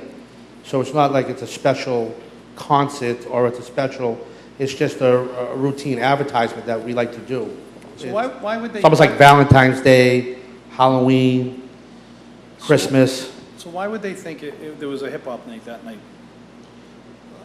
The clientele today is an ethnic clientele. It's different. It's not all white people in Revere anymore. There's Spanish, there's black, and they do participate coming to those clubs. So you don't hold any specific. The reason why I'm asking that is that one night it appeared that it may have been a Brazilian night, and then we hear now potentially it was a hip hop event. So I guess what I'm trying to figure out is, do you have special events like that where you cater to? We do not cater to any music certain ethnic. We do not cater. Brazilian night, the Brazilian soccer team was playing that night. That's the July 8th, that's the issue you're talking about. But that night, did you actually hold out? No, we didn't. No, we did not. So you don't advertise any of that? No. Okay. So, Bachelor parties, bachelorette parties are very popular now too. so you do more of a theme nights, as Halloween, Correct. Valentine's Day? Correct. More than an event? Valentine's Day, we had a lot of couples there. I had more couples at the Squire Valentine's Day than I had at my restaurant in Wilmington. You did? Yes. And did you have music or entertainment? Same thing, entertainment and music. Same thing? Nothing changes. That format still stays the same. And there were couples? A lot of couples. Well, I'm not sure if you noticed, but there's notes in here that the parking lot was over capacity, where there was parking in the Stop and Shop lot. And did you notice that? And did that dawn on you that this could be, well, with one police officer on detail, this could be a concern? People that generally come to my club, they drive by themselves. Yeah. So if you have 45 employees on, they all have to park in the parking lot, which means at least 40 customers to park. So with 40 people inside the building, there should be 40 cars outside. If there's 70 people in the building, there could be 70 cars outside. Correct. Some people park at the Harley Davidson dealership, some people park at the Hess gas station, some people will park at Stop and Shop. So this wasn't any particular, something that would stick out, saying we have cars over there. No one, that's not unusual. Commissioner's trying to say that if in fact the entire parking lot was full that night, would that be an anomaly and should be thought about this maybe at a problem? No, that would not be normal. I mean, that is normal to have a full Okay. parking lot. Okay. If I don't have a full parking lot, I can't pay my bills. Okay.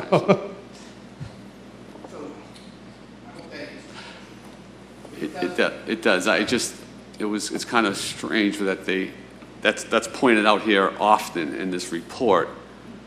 So it just so happens, it must have been a coincidence that it just so happens they had an issue at the same time. There was a full parking lot, an overflow parking lot. I'm sure, and I can ask you some reason, you tend to have, parking lots that reach capacity on what, Every night of the week. Monday and Tuesday? Correct. So, and that's because you allow your employees to park inside the parking lot? Yes. Okay. And when does it tend to be the most full parking lot? What time? Thursday, Friday, and Saturday are the busiest nights of the week. And obviously it gets busy anywhere from 10 o'clock to 2 in the morning. But my business is generally 20 minutes in, 20 minutes out. People don't stay there for 3-4 hours. If I can move on? Yeah. So the particular staff member that Mr. Barboza testified, what is his responsibility at the club? His responsibility is keeping the time of the dances and collecting the fee. And how many days a week does he work? Between 4 and 5 days a week. When did you first, if at all, got notice of a problem with Mr. Dennis and Mr. Barboza?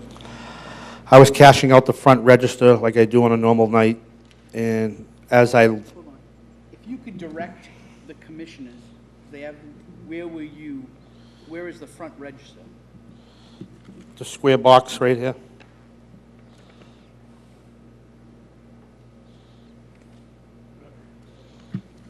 So you were there, what did you see? As I was zinging out the register, I looked to my right, and I seen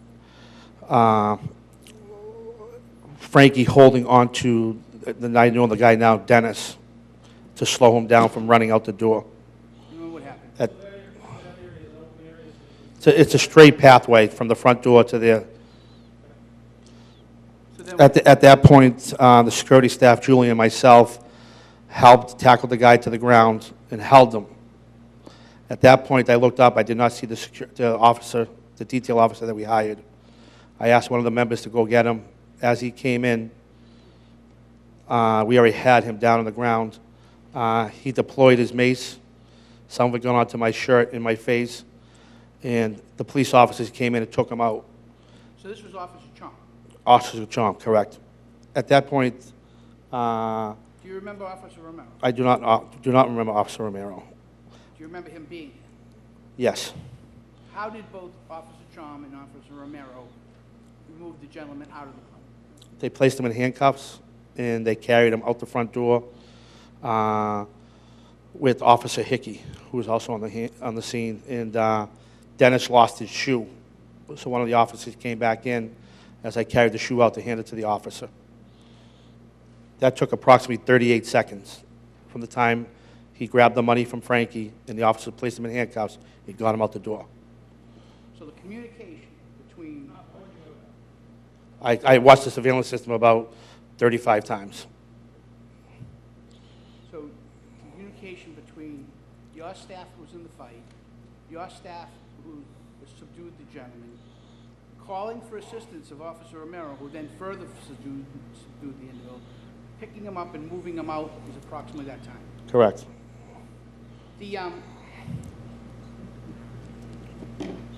When he finally goes outside, the officers take Mr. Dennis outside.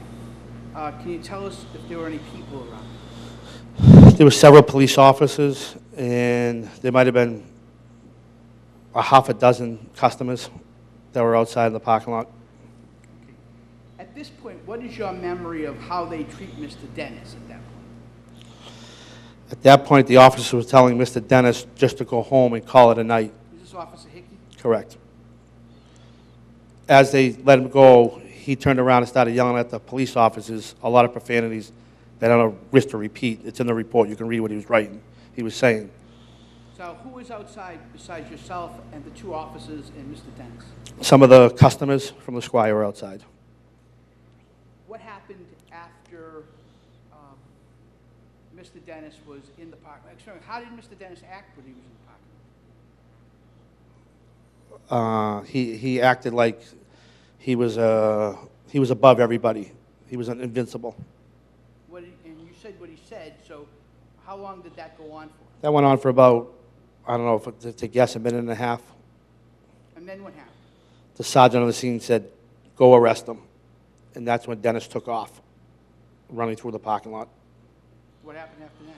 The police officers chased him, and they finally caught up to him at the Hess gas station where the Jersey barriers are, and placed him under arrest.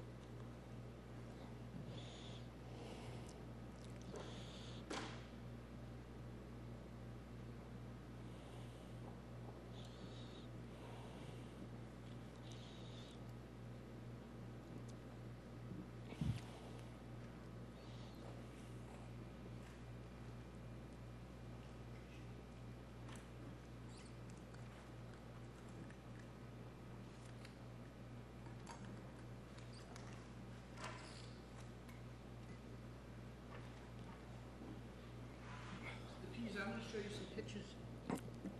We'll go through them one at a time. Okay.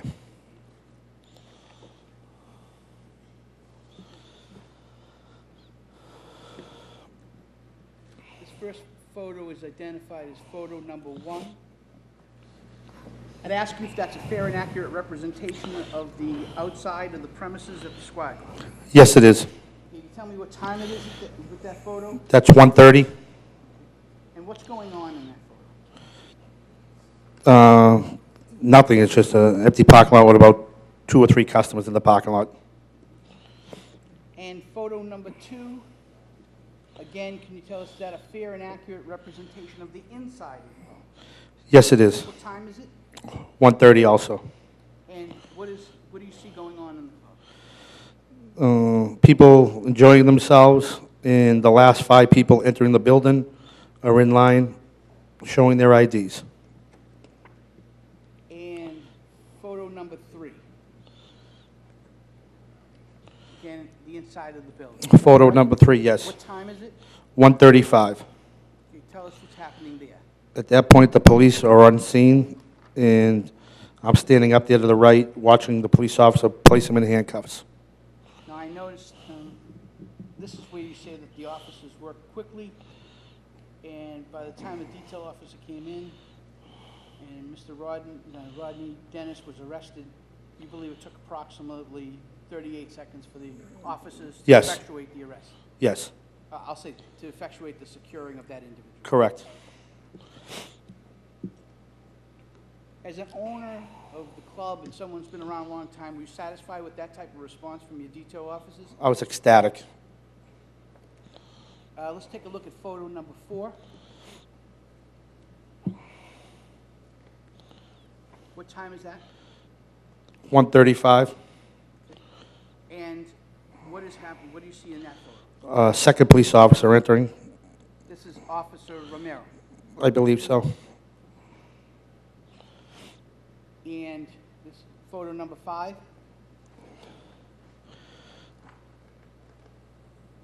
Again, a photo. I believe they're already outside the building now at this point. 135. Correct. And as you can see, the people. The patrons didn't even know what was going on. They were all facing the stage, and this was all happening behind them. You feel that is due to what? The quick response of my security team and the detail officer. This is photo number 6.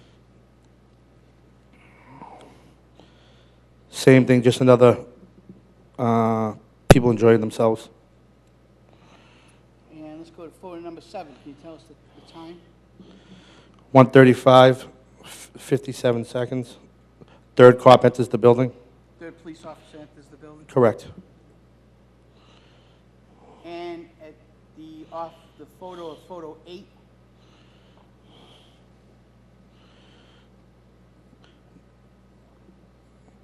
Rodney is cuffed, and he's walking outside the building. So they're walking Mr. Dennis outside the building. Correct. Photo number 9. This is where the cops let Rodney go. Police officer. The police officers, sorry. The police officer let him go, and he was yelling profanities at the police officers. Now, again, who was out there? The detail officer and Officer Romero? Yourself? Myself and the other police officers that arrived on the scene. Now, at any time, do you remember yourself or any of your security calling the police to the scene? No, I don't. Next photo is photo number 10. If you look at the top of the photo, near the Hess gas station, that's where they finally caught Mr. Dennis and placed him in handcuffs. Photo number 11. The cops place Rodney into the the police officers. It'll take all day, but we'll get it. Police officers place Dennis into the police department when his friend was videotaping the whole thing.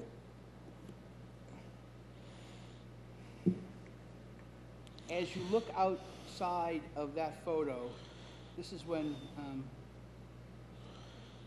Mr. Rodney was placed in the police car. It's approximately 1:40, is that correct? Correct.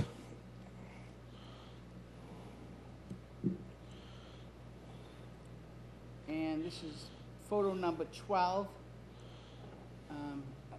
Is that a fair and accurate representation of the inside? Yes, the inside of the club, people still entertaining themselves. Time?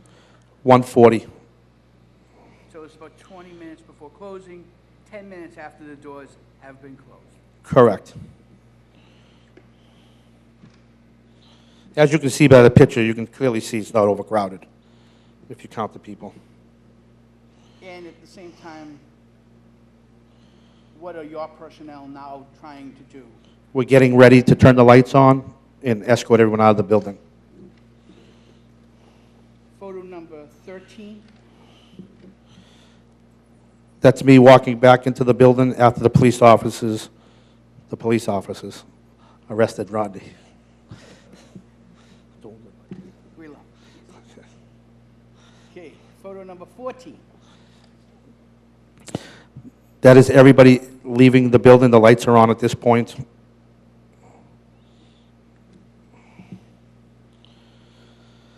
$147.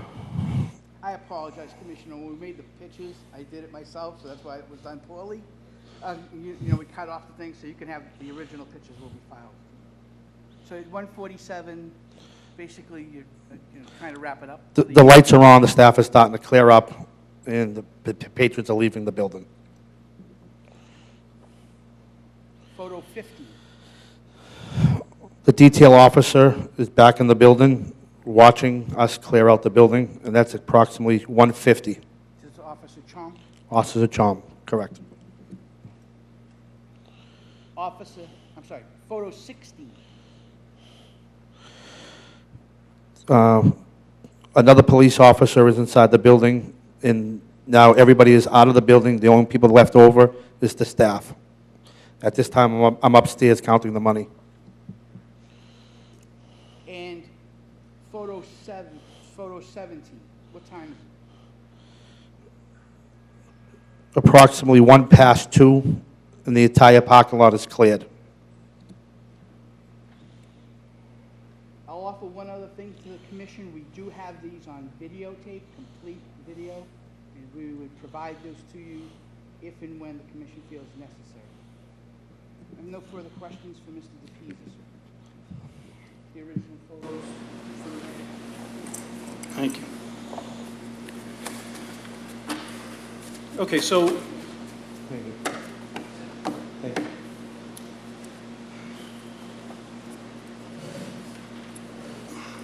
members of the Revere Police Department, anything that you'd like to add or disagree with at this point?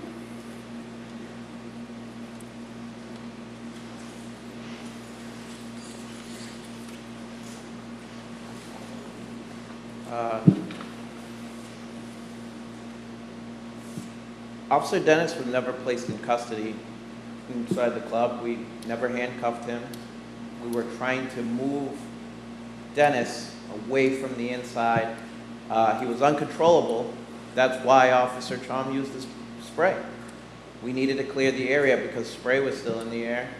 At that point, I moved the employee that I had grabbed, and we grabbed Dennis however we could and got him outside. And that's when his friends came up and said, "Oh, we're going to take him, we're going to take him." We said, "Okay, get him out of here." When they moved over to the vehicle, there was like 5 of them in the vehicle, and Dennis was acting up when I went to the other fight. Once I came back from the other fight, Dennis was out there without his shirt, taunting police officers, and that's when 4 or 5 of us had to go there and grab him. And So take him. inside the club, the security assisted you, and then you, Officer Chom came in, and then you assisted him, and you got him out of there, and then he created some additional. Yeah, well, we issues had out to in the deal with parking the lot. other incident, so, Yeah. and his friends offered to give him a ride, of which myself and Officer Chom said, "Okay, go ahead, get him out of here, because we have to go deal with something else." So we went and dealt with that. When we came back, that's when Officer Hickey and Officer Gouveia and Sergeant Presley and Lieutenant Graff, everybody came over there and said, "He's got to go," because his shirt was off. He was telling he was going to spit at cops, and So from your standpoint, the employees of the club did everything they could in order to facilitate getting him out of the club. they attempted to, we helped each other, but the main focus was to get them out of there. Okay. And my focus at that time was, of course, my firearm's always on my hip, so it's exposed. Also Officer Chom's and the amount of people that were surrounding us. We need to get him and get ourselves out of there as quick as possible. Officer Romero, Yes. are you on detail on a regular basis, directive patrol at the Squire? If I'm working an overnight, yes. I usually do a directed patrol. I am not on detail, however. Okay, directive patrol, yeah. Yes. So in the past, do you see a large overcapacity of parking? No. This was kind of unusual? That's what alerted me to the unusualness. I usually see the front parking is usually pretty full, and some of the back one, the one behind the Squire, but as I was driving there, I noticed that Stop and Shop was getting full, and I said, oh, this is going to be bad. Yeah. As I was coming up, I noticed cars parked anywhere there was any little spot that they could park, behind it, and also Stop and Shop. And I know they put the new fence up at Hess, so that the cars weren't overflowing and parking up the side of Hess, because they fixed that issue. That issue was fixed. So, and you knew there was only one officer on detail. You knew that ahead of time? Yes, I knew that only Officer Chom, because we were short-staffed. Yeah. So I knew he was the only one there, so my concern was to go to him first and check and see how he was doing, if everything was okay with him. Okay, thank you. Great, thanks. Thank you. Anything else you'd like to add? I'm sorry, please state your name again for the record. Officer Nick Fantasia, Revere Police Department. The one thing about this whole issue is every one of these problems deals with a single officer by himself. Any given night on a Friday night, we all work a PM shift, 12 to midnight, or some of us work later than that. The major issue is there's 7 assigned sectors in the city. With the lieutenant on the street, there's occasionally 8 of us, and that's a very rare night where we have that many people working. Every one of these incidents we've had there has been one officer by himself, and these guys do the best they can as security personnel to do what they can do. But like we talked earlier, it's under the Commonwealth we're protected to do certain things where they can't, or it's a police matter once it escalates into a fight. One of the major issues is once we send, like when myself, both nights of these incidents, like myself, I was there, and Officer Romero was there the other nights, we were on directed patrols there. The reason behind the directed patrols is because there was been problems in the past where there were single officers on detail. We're there because we want to make sure they're our friends, they're our family. We want to make sure they don't get hurt with people and clientele that are there. The major issue for us is you take 3 or 4 of us and put us there directed patrol, plus the detail. Yeah, it works. We did solve the problems in 10 minutes, like they said. But then as soon as we're done doing that, we're going out and answering another 15 calls that we're waiting because a lot of our time is tied up there. So I think one of the major issues is just having one officer there to deal with the inside of the club at the end of the night and also deal with the parking lot. It's just a major issue, and the directed patrol helps, but it's like you had mentioned earlier, there's officers on the street. Those aren't officers assigned to the Squire Lounge. So it's one of the major issues. And then the parking lot, and seeing the overflow in the parking lot is something that all makes us kind of the hair on the back of our neck go up.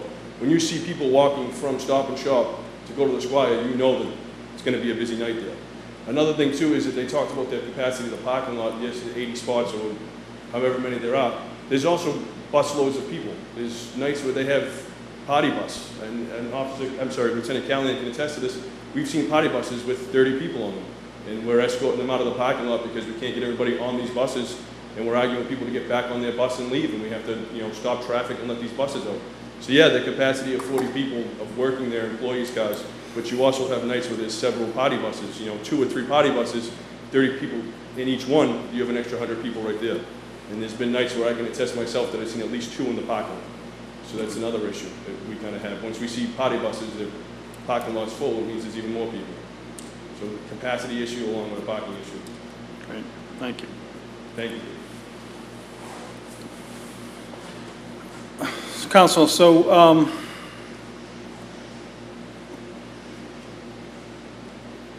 based on what you hear about the 3 incidents, it appears that didn't we already do that? No. I thought we talked about it earlier at the beginning, at the opening of the hearing. Didn't you speak about it? I'm happy. I don't. I don't believe so. Hold on. I don't. Is it here? It's not here. I'm sorry, go ahead. I'm going based off our conversation at the beginning of this hearing about this particular incident. I'm happy to revisit it if that's what you want to do. I just want to make sure that I represent my client. No, I- As you can imagine, if the commission's going to move forward a hearing, then I respectfully would say the commission has the burden to move forward. However, if the commission wants to tell me that they understand what went on, and maybe that one comes off the table, that would be appreciated. Okay, I think if my colleagues have a difference of opinion, then I think we'd proceed and have you go through that incident. Okay. That was Yeah. I just had a couple of questions, and I have to go back. Have Mr. DePisa come up. I want to talk to the police officers, that's all. I'm going to ask Mr. DePisa to come to the microphone. However, I'm doing that because I know Mr. DePisa wants to tell his side of the story. At this point, it's the commission's burden on July 8th to see if any, we committed a violation. You've now decided you're not going to use the police report and you don't have anybody to testify. By right, I could just sit down. But I'm not, because my client wants to talk to the commission. He is an owner and a manager for many years, and he'd like to see what happened that evening. Mr. DePisa, that evening, if you would, can you tell us what happened? The World Cup was playing, and the Brazilian team was playing. I forget who they were playing. I don't follow soccer. That night, the Brazilian team unfortunately lost. So a crowd of people inside this SUV pulled up. They were parked erratically, and they tried to enter the building. At that point, we denied them access to the building, and they said we're discriminating against them. You don't like Brazilians. I said, I have Brazilians that work for me. The guy to my right was a security member, was a Brazilian who worked for me for about 8 months. Peter, when did you first observe Mr. Duarte? When they came out of the car, they started fighting each other, two guys in the yellow soccer shirts, and punching their car. They were intoxicated. Now, who called the police? I called the police. For what reason? I foresee there was going to be a problem with this group when they started fighting each other. So I took it into my own hands, and I figured, let me have the police handle this. Did Mr. Duarte and his friends attempt to gain access to the club? Yes, they did. How did that go? We denied them access to the club. At that point, the woman that was with them started yelling, you will not let us in because we're Brazilian. I said, we're not letting you in because you're intoxicated and you guys are fighting each other. I'm sorry the team lost and you guys are fighting each other, but you have to get back in your car and leave. I already dispatched the police. At that point, one of the Brazilians ripped the earpiece out of my security member's ear. I directed him to go back inside the building, and I'll wait for the police to arrive. When the police arrived, what happened? When the police arrived, the officer came out of his car, parked in the handicap spot, put his black gloves on, and the woman Brazilian started screaming profanity at that officer. And then what happened? At that point, he called for backup. So during all of this, where was the detail officer? That was a night that we did not have a detail officer. I believe that was a Tuesday night. Tuesday night. Okay. That sounds good. So after the officer was abused by the, He was verbally abused by the woman, Brazilian, saying we're discriminating. He called for backup. The backup came, separated all the parties. at what point were you approached by Officer, I believe it's Officer Rosenthal, that asked to... About an hour later, I would say, the officer came up and wanted to bring the women inside the establishment. Did the officers tell you why? They were looking for a white male with a diamond shirt on. What was your response? You guys are more than welcome to come in, but she's not coming into my establishment to harass my customers. She's on a witch hunt. What happened after that? At that point, they walked away, and they said, just handle this as a civil matter. I gave them my full name, my social security number, my date of birth, and the people were more than welcome to press charges against me if they choose to. At that point, lieutenant came down, walked through the building. What did Lieutenant Goodwin do? He walked to the building, walked to the front door, and spoke to the doorman. The doorman turned around and pointed out to me. At that point, I went into the DJ booth where it was quiet, and I spoke to the lieutenant. I said, I do not have a problem with your police officers entering my building. I do not want that lady on a witch hunt harassing customers. She's looking for a white male, and 95% of this is an ethnic clientele right now. You guys are more than welcome to walk through and look for any person you want with a diamond shirt. What did the lieutenant do? He walked through the entire place, up and down, behind the bar, behind the stage, came back out and said, there's nobody here that fits that description. I've been doing this well over 30 years. Clearly, if Officer Rosenthal believed that you were attempting to prevent him as an officer into the club, what would you say to that? He's more than welcome to come into my club. And so if he felt that you intentionally wanted to thwart the police's efforts, what would you say to that? I would say it was a misunderstanding. You're more than welcome to come into the club. Is that what the discussion with you and Lieutenant Goodwin was about? Afterwards, we discussed that about entering the premises. I said, you guys are always welcome. When the detectives show up, we always turn over our videotapes that moment. And the detectives will verify to that. Every time they ask for something, we help them out. Someone stole a dumpster at the movie theater, we provided the video surveillance. Speaking of video surveillance, did CID ask for the videotapes? Yes, and they do have a copy. And those videotapes established what? That the parties were fighting with each other outside the building, and they tried to gain access to the building, and we denied them. Did the police department ever get an opportunity to view this? You know, I provided the videotape to the police officers. Okay. All right, thank you. Thank you.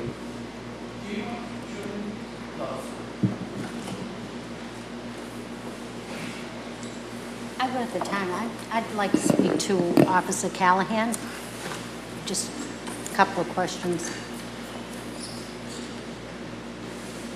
Maybe you can answer this for the officers that do work at the Squire. When they do work there, what kind of, I mean, are they comfortable working in here with the clientele that goes there and they don't mind detail work at the Squire on a whole? Yeah, there's some officers that prefer to go there, you know, are willing to go there, and there's some officers who don't really work, like liquor establishments or barroom details. In this establishment, you know, there was some agreement, I think, with your board and the management of the Squire to increase the detail to 2 officers. And so at least the officer is not there by himself, there's a second officer there to assist him. But on their average day, you know, when they have the details there, overall, do they feel comfortable working there and the clientele is what we want in the city? I just think it's, you know, it's ordinary business for us to encounter different things in liquor establishments, but as well as that, and I think I'll put this all together if you just have a moment, I'll explain it. With the 2 detail officers there, and then you have the officers mention that direct the patrols. Usually I'm either the officer in charge of the shift or the street supervisor. And it's a practice that I advise the officers to do directed patrols in certain areas where they think there may be an issue or may be a problem. And it's basically preventative maintenance for us. And especially where we have the 2 detail officers, I will send other officers down there as well doing their directed patrols, so there's a show of more officers there, so there's more support. And either that will either have a problem that's going to start, it'll dissipate it quickly, or if there is a problem, there's enough officers to deal with it. Okay. And you feel that the establishment is always working with you? I have not had any issues at all with the establishment in cooperation. But your feeling is that or your officers feel that they're undermanned based on the fact that they only have one detail officer there? Yes, absolutely. There's an issue. I've been involved in altercations at different liquor establishments in different places, and when you're by yourself and you go to ask somebody to leave and they don't want to leave, it's an issue. And you could even see in one of the instances that everyone spoke about, one gentleman, it took multiple people to put him into custody. And it's not easy to put someone into handcuffs when they don't want to go. And it makes it very difficult for us, and you're exposed because now you're dealing with this one person and you're subject to the crowd and the people behind you and his friends. So you're not necessarily upset with the fact that operationally, let me rephrase that. So they've been cooperative, and your guys have had their support, but it doesn't. It appears to me that from an operational standpoint, it's either there isn't enough presence from either having an additional detail officer or maybe additional security staff. Yes, if I'm following you, operationally for me, as being the shift commander, yeah. It's an issue. It's problematic. We run on a sector plan. Usually the 7 sectors, which that'll be 7 different patrolmen, and then we have officers inside. Our minimum manning is 9 officers. So there's some overnight shifts where there's 9 officers, but you have to include 3 that are working inside. The officer in charge is inside, there's an officer that's dispatching, and then there's an officer who's answering the phones. So you minus that, you know, usually 6 to 7 patrols out. And it's usually 3 on each end of the city. So we can see, you know what I'm saying? You have 3 cruisers that are tied up down at that one place now. Or if there's an issue that breaks out somewhere else, it just... So would you say that it's less likely to have an incident or able to get better control of it if there were 2 detail officers versus 1? Absolutely. Yeah, the 2 detail officers, I think, definitely helps. And I mean, Well, if that's it's how something that we I have feel other issues, maybe more. The presence of just being there, I think, is a big help rather than see 1, you see 2 of them there, especially when you do have a full house, although they say they don't. But I guess my whole thing is just that the police officers do feel comfortable working there, which shows me that they can take control of it, and you feel that they should have 2 details, maybe on weekends. Listen, absolutely. At the minimum 2. And if it's something that the night it's a full venue, they may have to have more, or someone to help them in the parking lot. Because like I said, when you started it, Mr. Chairman, about operationally, it's difficult for me. If I have 9 or 10 officers, I have to disperse everyone of the city, and there's no predicting what's going to happen on any given night. We could have a Saturday night that's quiet, and we can have a Monday night that we'll take 20 calls in the course of the night, or 25 calls with arrests and things like that. So that puts us in different positions. So can you say that manpower-wise. if you had the 2 detail officers there on weekends, or if they have a different venue, if you had the 2 there, would you need to send cruisers by just to, would that eliminate that? No, I do. I send the police cruisers there as well. Just Still, so there's even an if you had the- overshow of force, absolutely. So you do have officers there and there's support if there is a problem. Okay, thank you. And all. that's my viewpoint. I hope I No, answered your Do you- question. It's a big help for me. Should it, I mean, do you think that there should be detail officers on other nights other than Thursday, Friday, Saturday? Their busier nights seems to be that Thursday, Friday, Saturday evening. Is that correct? Now, is that your busier nights there? That Thursday, Friday, Saturday, those are the busiest nights?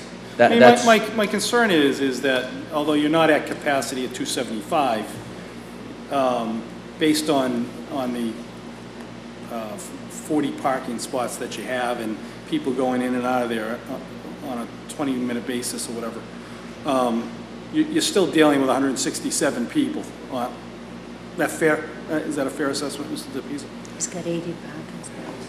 I know he has 80, but 40 are employees. Oh, Not every night is 168 people, but you're going to remember, if it's 40 to 50 employees, we're really dealing with 125 customers. So let's pick it on 125 customers with 8 bouncers and 2 police details. That's, I mean, to me, I'm not a security expert, but 25 years experience, that's overkill. And I'm more than happy to keep it that way. But, I mean, he'll tell you if we need more. but- And so would you say that is the case on say, a weekday night, like a Monday through Wednesday? I mean, do you average the same number of people on Monday through Wednesday? No, as on you Monday do? nights you have 10 people in, 3 people out, 5 people in. At any given time on a Monday night, you might have 25 people in the building. So your security staff also varies on those nights, so... No, it doesn't. I keep 6 security staffs, Always? 7 days a week, Okay. between 6 and 8, but, because you can't predict in our business, or Monday could be busy, Tuesday could be busy, we don't know.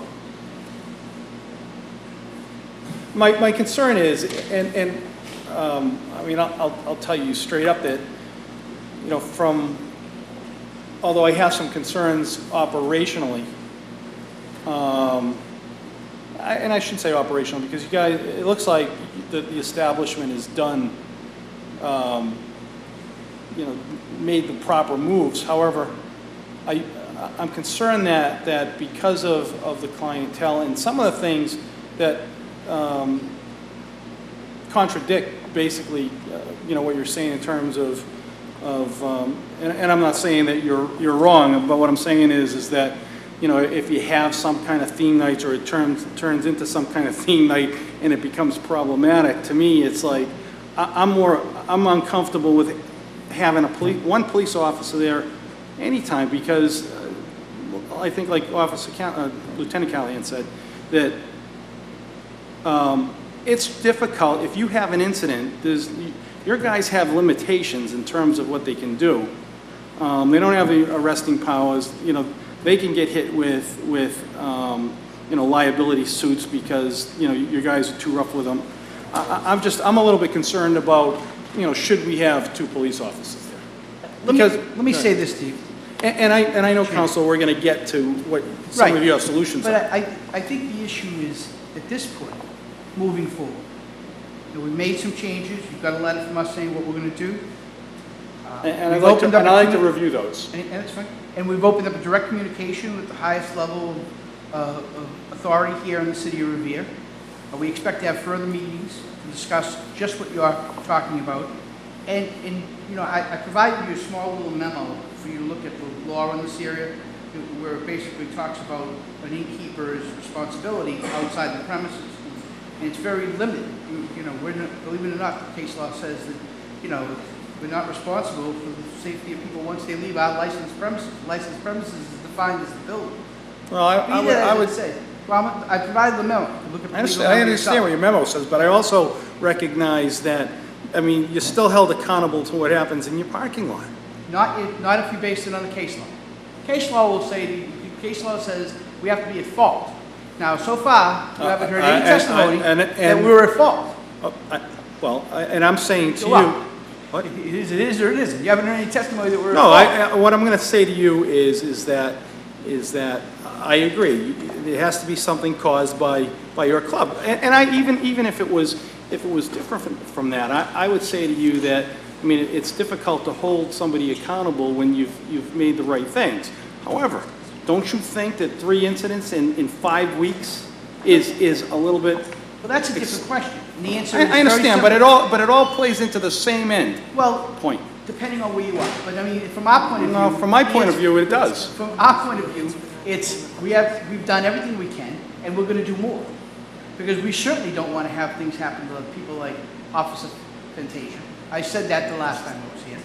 Okay? We're going to do everything in our power as civilians to assist our detail officers in that venue.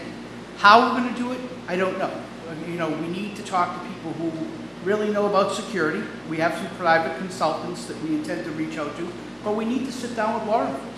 We need to sit down and sort of put our minds together. We can protect that parking lot, and certainly the public, the detail officers, if we work together. And that's what we need to do going forward. I want to make sure that... Go ahead. Please. Not that I want to open up another topic, but all the incidents that's coming from the board, I personally have been working there since I was 19. I've owned it for 3 years. Prior to having the police detail, you never heard of us. We were silent. So, But you can't say but my question here is, if the police detail don't feel secure enough being there, we have no problem securing it ourselves, But if you want to go that route. Right, but you also said. But my philosophy, the way I train my staff is, if you have a problem, call the police, let the police handle that matter. And I'm not knocking you for that, but you also said that the clientele of the establishment has changed dramatically in the last 15 years, did you not? Correct. Okay, so, and that has nothing to do on how you operate, is that right? That's a question. Correct. Okay, so. It's the sign of the times. All right, so as times change, you've got to modify the way you do business. I mean, we got 43 establishments, I think 43 establishments that have 2 a.m. closings, okay? And we've had 2 or 3 establishments that have been before this board with issues, okay? And I think once before you guys were before this board with an incident that took place in the parking lot, and we recognized that although it was problematic and the police department had to respond and the state police had to respond, that we felt like you did what you needed to do. My problem is that long-term, if we continue to, now we're talking about 4 incidents over a period of a year and a half, and 3 within 5 weeks. So what I'd like to hear is, to me, I'll be honest with you, there's no way I would go forward without a detail officer, or maybe 2. I mean, well, I should say maybe 2. 2 for definitely Thursday through Friday. My question is should it be Monday through, Monday through Wednesday as well? So, because I'm concerned that one of these nights, this thing is going to escalate to a point where you have no control over what's happening in that club. The police officer at the door is way undermanned. I beg to differ. Really? Yeah, because we're on the record. We've had complete control. We're what? We're on the record. I'm not saying you're out of club. No. You're misunderstanding me, Counselor. I'm not saying that you're not in control of the club. My concern is that something eventually could take place in that club that you're not going to be in control of. That's a negative. Half the cup is empty. Really? View of the world. With 4 incidents in a year and a half? But each one of these incidents. But you're the only establishment that has that, Counselor. Each one of these incidents, you've indicated, and the officers have indicated, we've worked together. You're making your case, Counselor. Well, the reality is the case is the case. I mean, basically, you've said this, and I'm listening to you, so you don't. And I'm listening to you as well. You're saying, okay, we find that you've done what you've had to do, the best you can do. We want you to do better. And we're hearing you. Okay. Okay? We're not sitting there saying, hey, listen, we've done what the best we can. That's not what Mr. I'm not arguing that point, but I'm telling you that at 4 incidents a year and a half, when we got 43 other establishments, where the majority of them, okay, haven't had any issues. I have to be honest with you. You can't, if you want to start reaching out and looking at the records and who's had most calls and all that stuff, we can play that, but I don't really want to go down that path. I believe each Well, I don't think you want to go down that path. Each person has to stand in his own. Counsel, that is my point, Counselor. I guess, Counsel, I just have to ask you one question. Sure. You've had these incidents, we know, as my commissioner stated. How come, since these incidents, and you've had to come before us, it's been a month since then, 6 weeks, I don't know how long it was, we've held this over. How come you've had no incidents since then? So how come when we call you in, you know how to keep it under control? We haven't had an incident, yet we were getting one every other week. So what has changed that you can keep it under control versus? I honestly have to be clear for the record, and I think Lieutenant Callahan mentioned, at any time, at any moment, a Ramsey could walk into any establishment in the city of Revere and implode. Right. And you, as commissioners, can evaluate that licensee's response to the implosion and decide whether they upheld their end of the bargain or violated the law. Now, I think today, in summation, that the commission is going to find that we haven't violated. Define to me violation of law, because here's what I see. Is I see if you've got an establishment, and I'm not talking about the Squire, and you don't have enough security in there, based on the number of incidents that take place in there. You don't think that's a direct correlation on what's going on at the club or how you're dealing with it? If you're a club owner, you want to run that club at its optimum value, which means you want safe clients, you want safe patrons, and you don't want to have any events. So by their own interest, moving forward, working with the chief, working with Lieutenant Callahan, is where we have to be. And we're committed to doing that. Okay. But we don't want to be sanctioned simply because an event happened. Because I an don't event think- could happen anywhere. At any time, a Ramsey could walk. I think we've demonstrated that to you, though, already, understand. on the incidents that happened last summer. I fully agree. The commission's been watching and working with us, and, you know, we're working. Okay, any other questions? I have no other questions. So let's talk. Summarizing. So let's talk about what your plans are. Lieutenant Callahan, you have any additional points you'd like to make? I am. Sure, please step up to the mic. Just to clarify it, and I know I repeated it before, our main concerns is we just have to ensure the safety of the police officers and the safety of the general public. And that's sometimes difficult to do if we don't have the staffing. Okay. That's the main thing, and I explained how the shifts work, and pending what we have for staffing, sometimes it's problematic. And that's my main concern. Aside from the one-off incident that could take place on a weeknight, Monday through Wednesday, I mean, do you feel that one officer there is enough, or should there be two? I know that's your opinion, but I'm just trying. My opinion. I feel much more. I feel better that there is two officers there, so at least there is not one officer by himself. So if something happens, he's not alone. There's a second guy to assist him, and then there's an ability for them to get more assistance. You know, two is better than one to deal with a problem. And sometimes the sight of two officers diffuses a problem. Great, thank you. Did that answer your question? It does. It does. Thank you very much. Thank you. Council, I have, before we go on to improvements, I just had one other housekeeping item, if you will. So Lieutenant Randall went in the club one night, I think approximately 8 o'clock, and he was not wanded. And I think it was our understanding that wanding was taking place for everybody who entered that club. And when that was around the whole discussion around, you know, years ago. And that's another thing, I think we've demonstrated here that we're willing to work with establishments. There was a time that there was a requirement, and we actually could have upheld that requirement of having a metal detector. I recognize that we talked with the ownership. Might have been a hardship to either bring that up to code or have to get another one. And I think Commissioner Granasso stated at that meeting that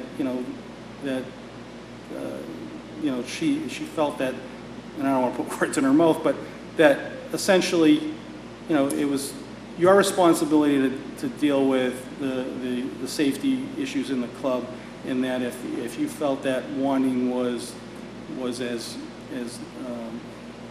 good as a metal detector, then you should run your establishment the way you run your establishment. Having said that, Lieutenant Randall goes in on a I don't know what night, but it doesn't really matter. But he went in approximately 8 o'clock, and he was not wanded. So, are we wanding, or are we not? Management concentrates its security on peak hours for what the commission wanted.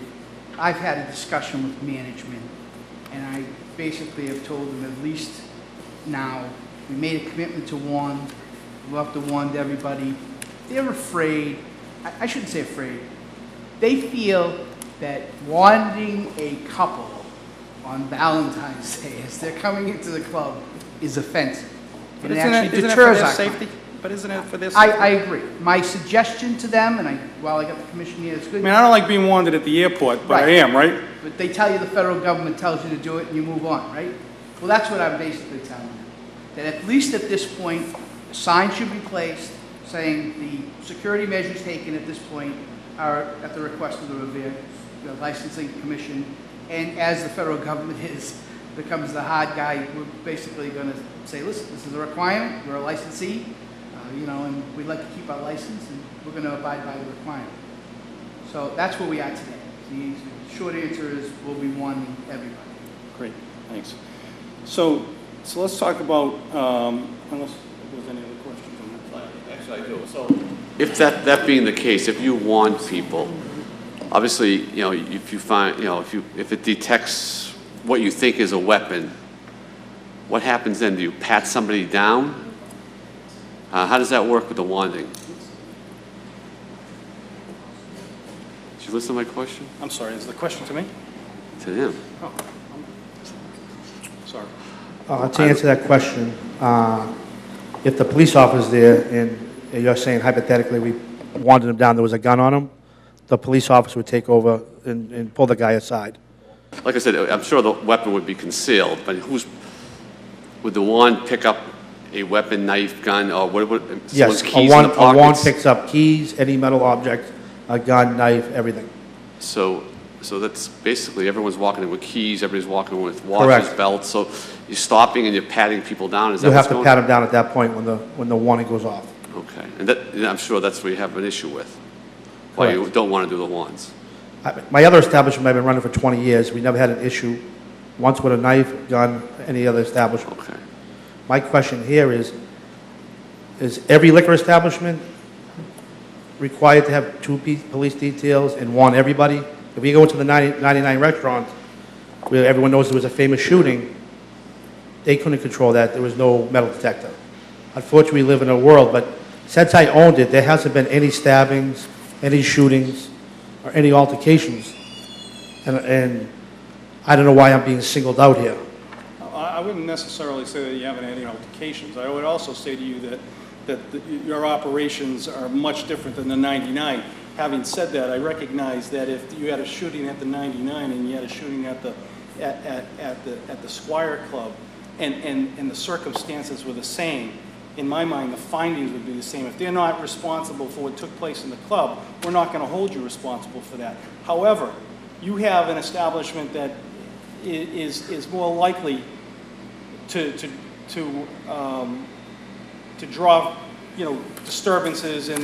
Now, why is that? Just by the nature of its business. But why, though? I don't understand. That's what I'd like to know. That's one of the things that. I just think when alcohol's involved, I mean, restaurants. I think they do. Well, I wasn't. That's correct. So there are several establishments in the city that I believe do have the law. I don't think. I mean, I don't have a problem with that. Like I said, unfortunately, there was an incident within a 5-week period. But if you break it down, the soccer team's not playing anymore, so you won't have that incident again with Brazil. But tomorrow there's always something else. I understand Do you that. know how I feel? I understand the wanding, and the reason I said wanding was because, they had this elaborate system there, as the council knew, and for some reason they disconnected it, and I thought to do you a favor, use the wanding. My feeling is if you don't use it, that's okay, but you wouldn't want to come back here again, should somebody get in with any kind of weapon. I understand. And you don't want to come back. So I have no problem using it. But, I just think it's for your own good. That's fine. I'm not going to force you. My Right. colleagues can do what they want. I'm not going to force you to use it. I guess we're just trying to help you out, because if, obviously, another incident. I mean, I've been running this the for council- 25 years this way, and knock on wood, I've never had a problem. That's why my insurance company is low. I'm not And I don't want to be singled out because of the nature of my business. I understand not everybody likes that business. But I should be treated like Pizzeria honestly, Uno. I should be treated like a 99 restaurant. We're offering something that someone wants. Sir, I have nothing Yes. against Okay, nightclubs. thank you. No, I am Okay. not singling out nightclubs. I have no problems with them. Okay. But You have a license, you have to respect it, and, I respect you know, I respect it, and we're working with the policemen. and that's And- fine, and- that's and all what we're s- asking. Yeah, I think what we're saying is, Right. is help us to get a handle on why those things are taking place, because, Well, I just said, Rodney stole the money. understand. That's like walking into a liquor store and robbing them. I agree. Okay, so that's wiped out. Let's take that off the table.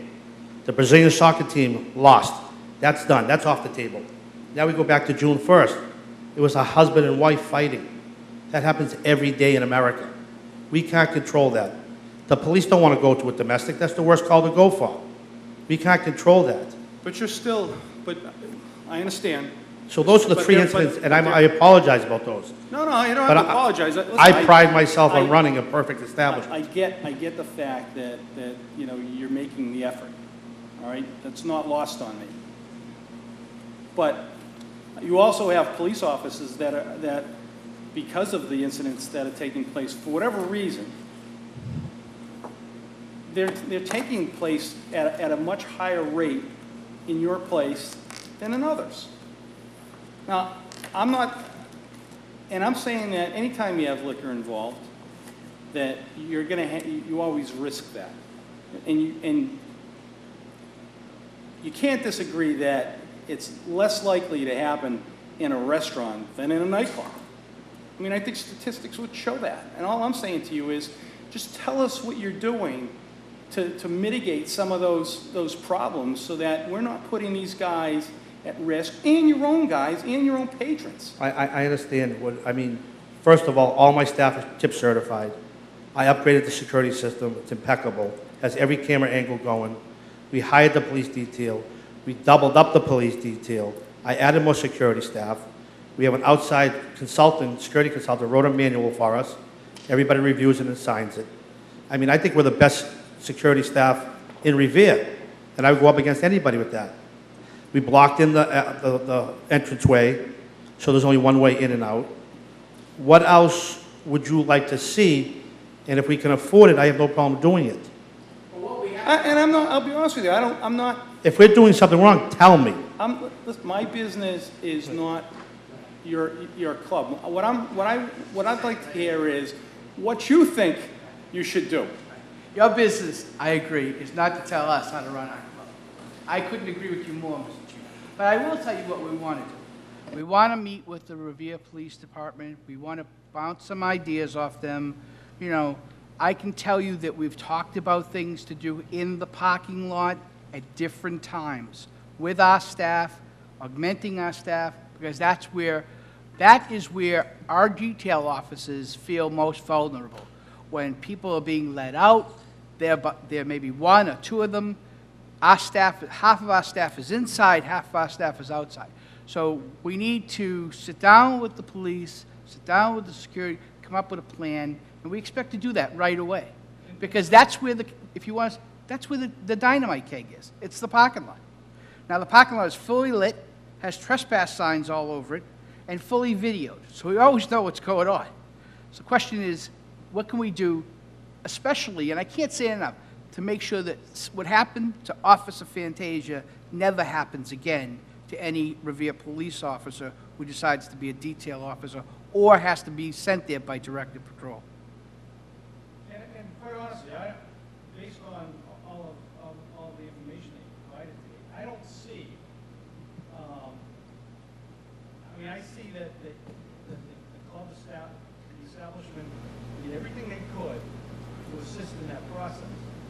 And I think the police officers, and they came to the aid of the police officers. So I commend them for that. I'm just concerned that because of the number of incidents, regardless of what the cause was, they're happening in that establishment.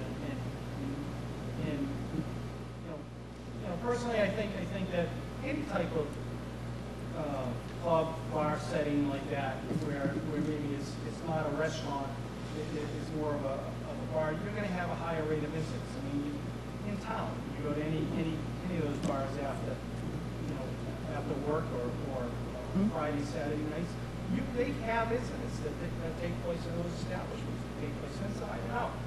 And all I'm saying to you is I I want to make sure that those guys are safe, your guys are safe.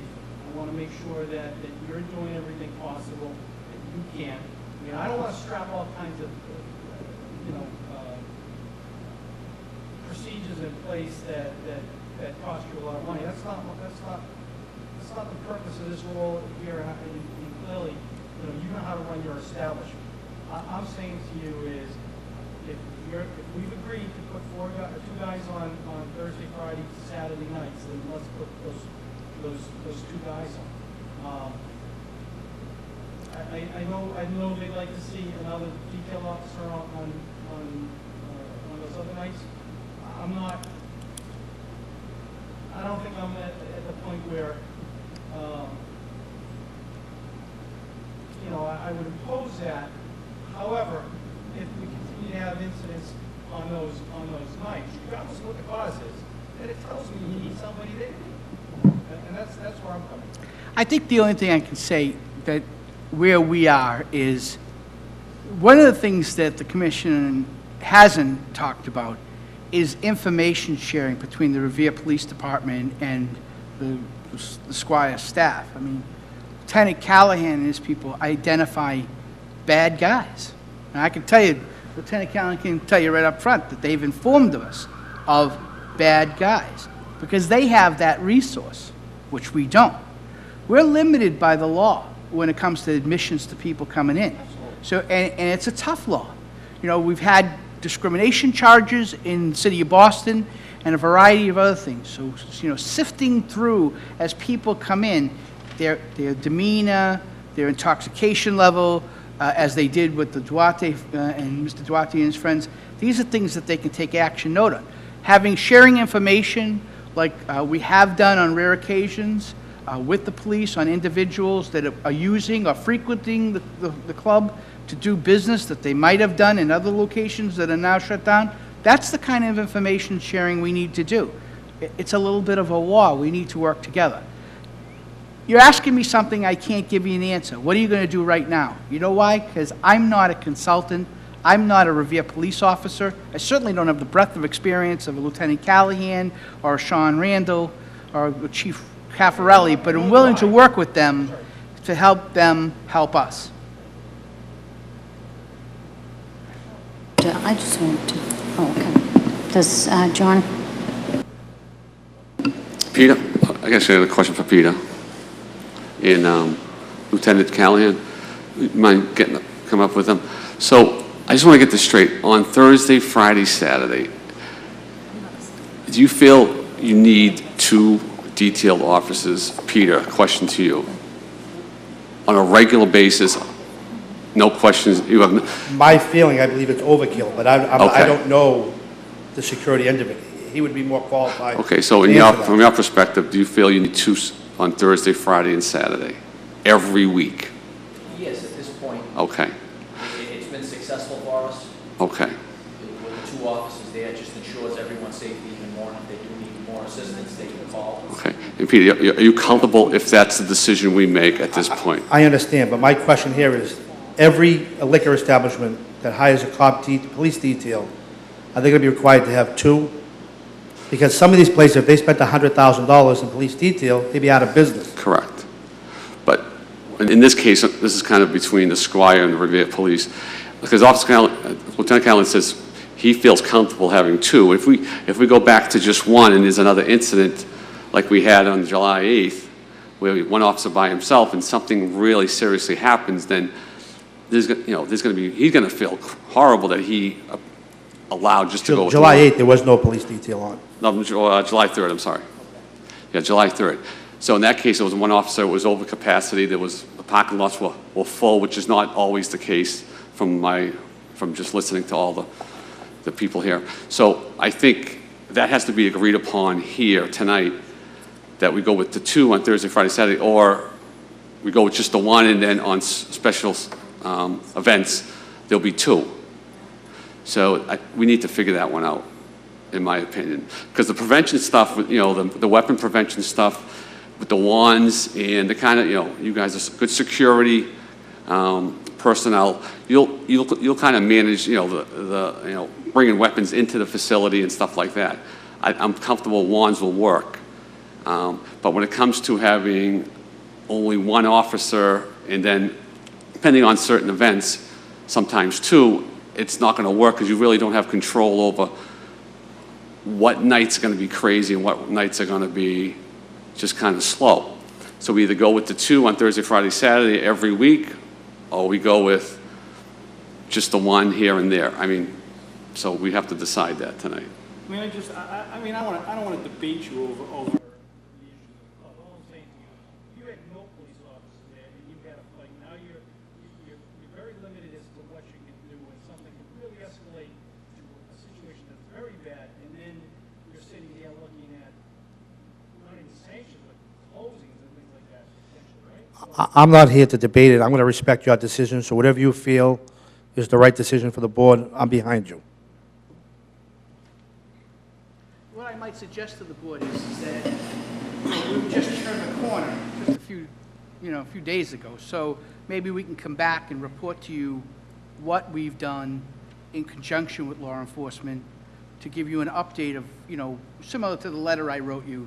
This is what we've done. This is who we're working with. I know that the chief is expecting to meet with us, and I'm looking forward to working with the chief. So. I just want to ask Lieutenant Callahan, without using names, are there any other establishments in the city that have 2 detail officers on the weekends? Yes. Okay.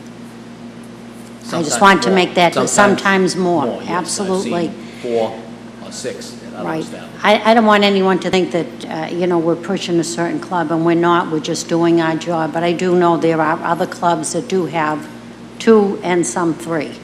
Yes. Okay, thank you very much. You're welcome.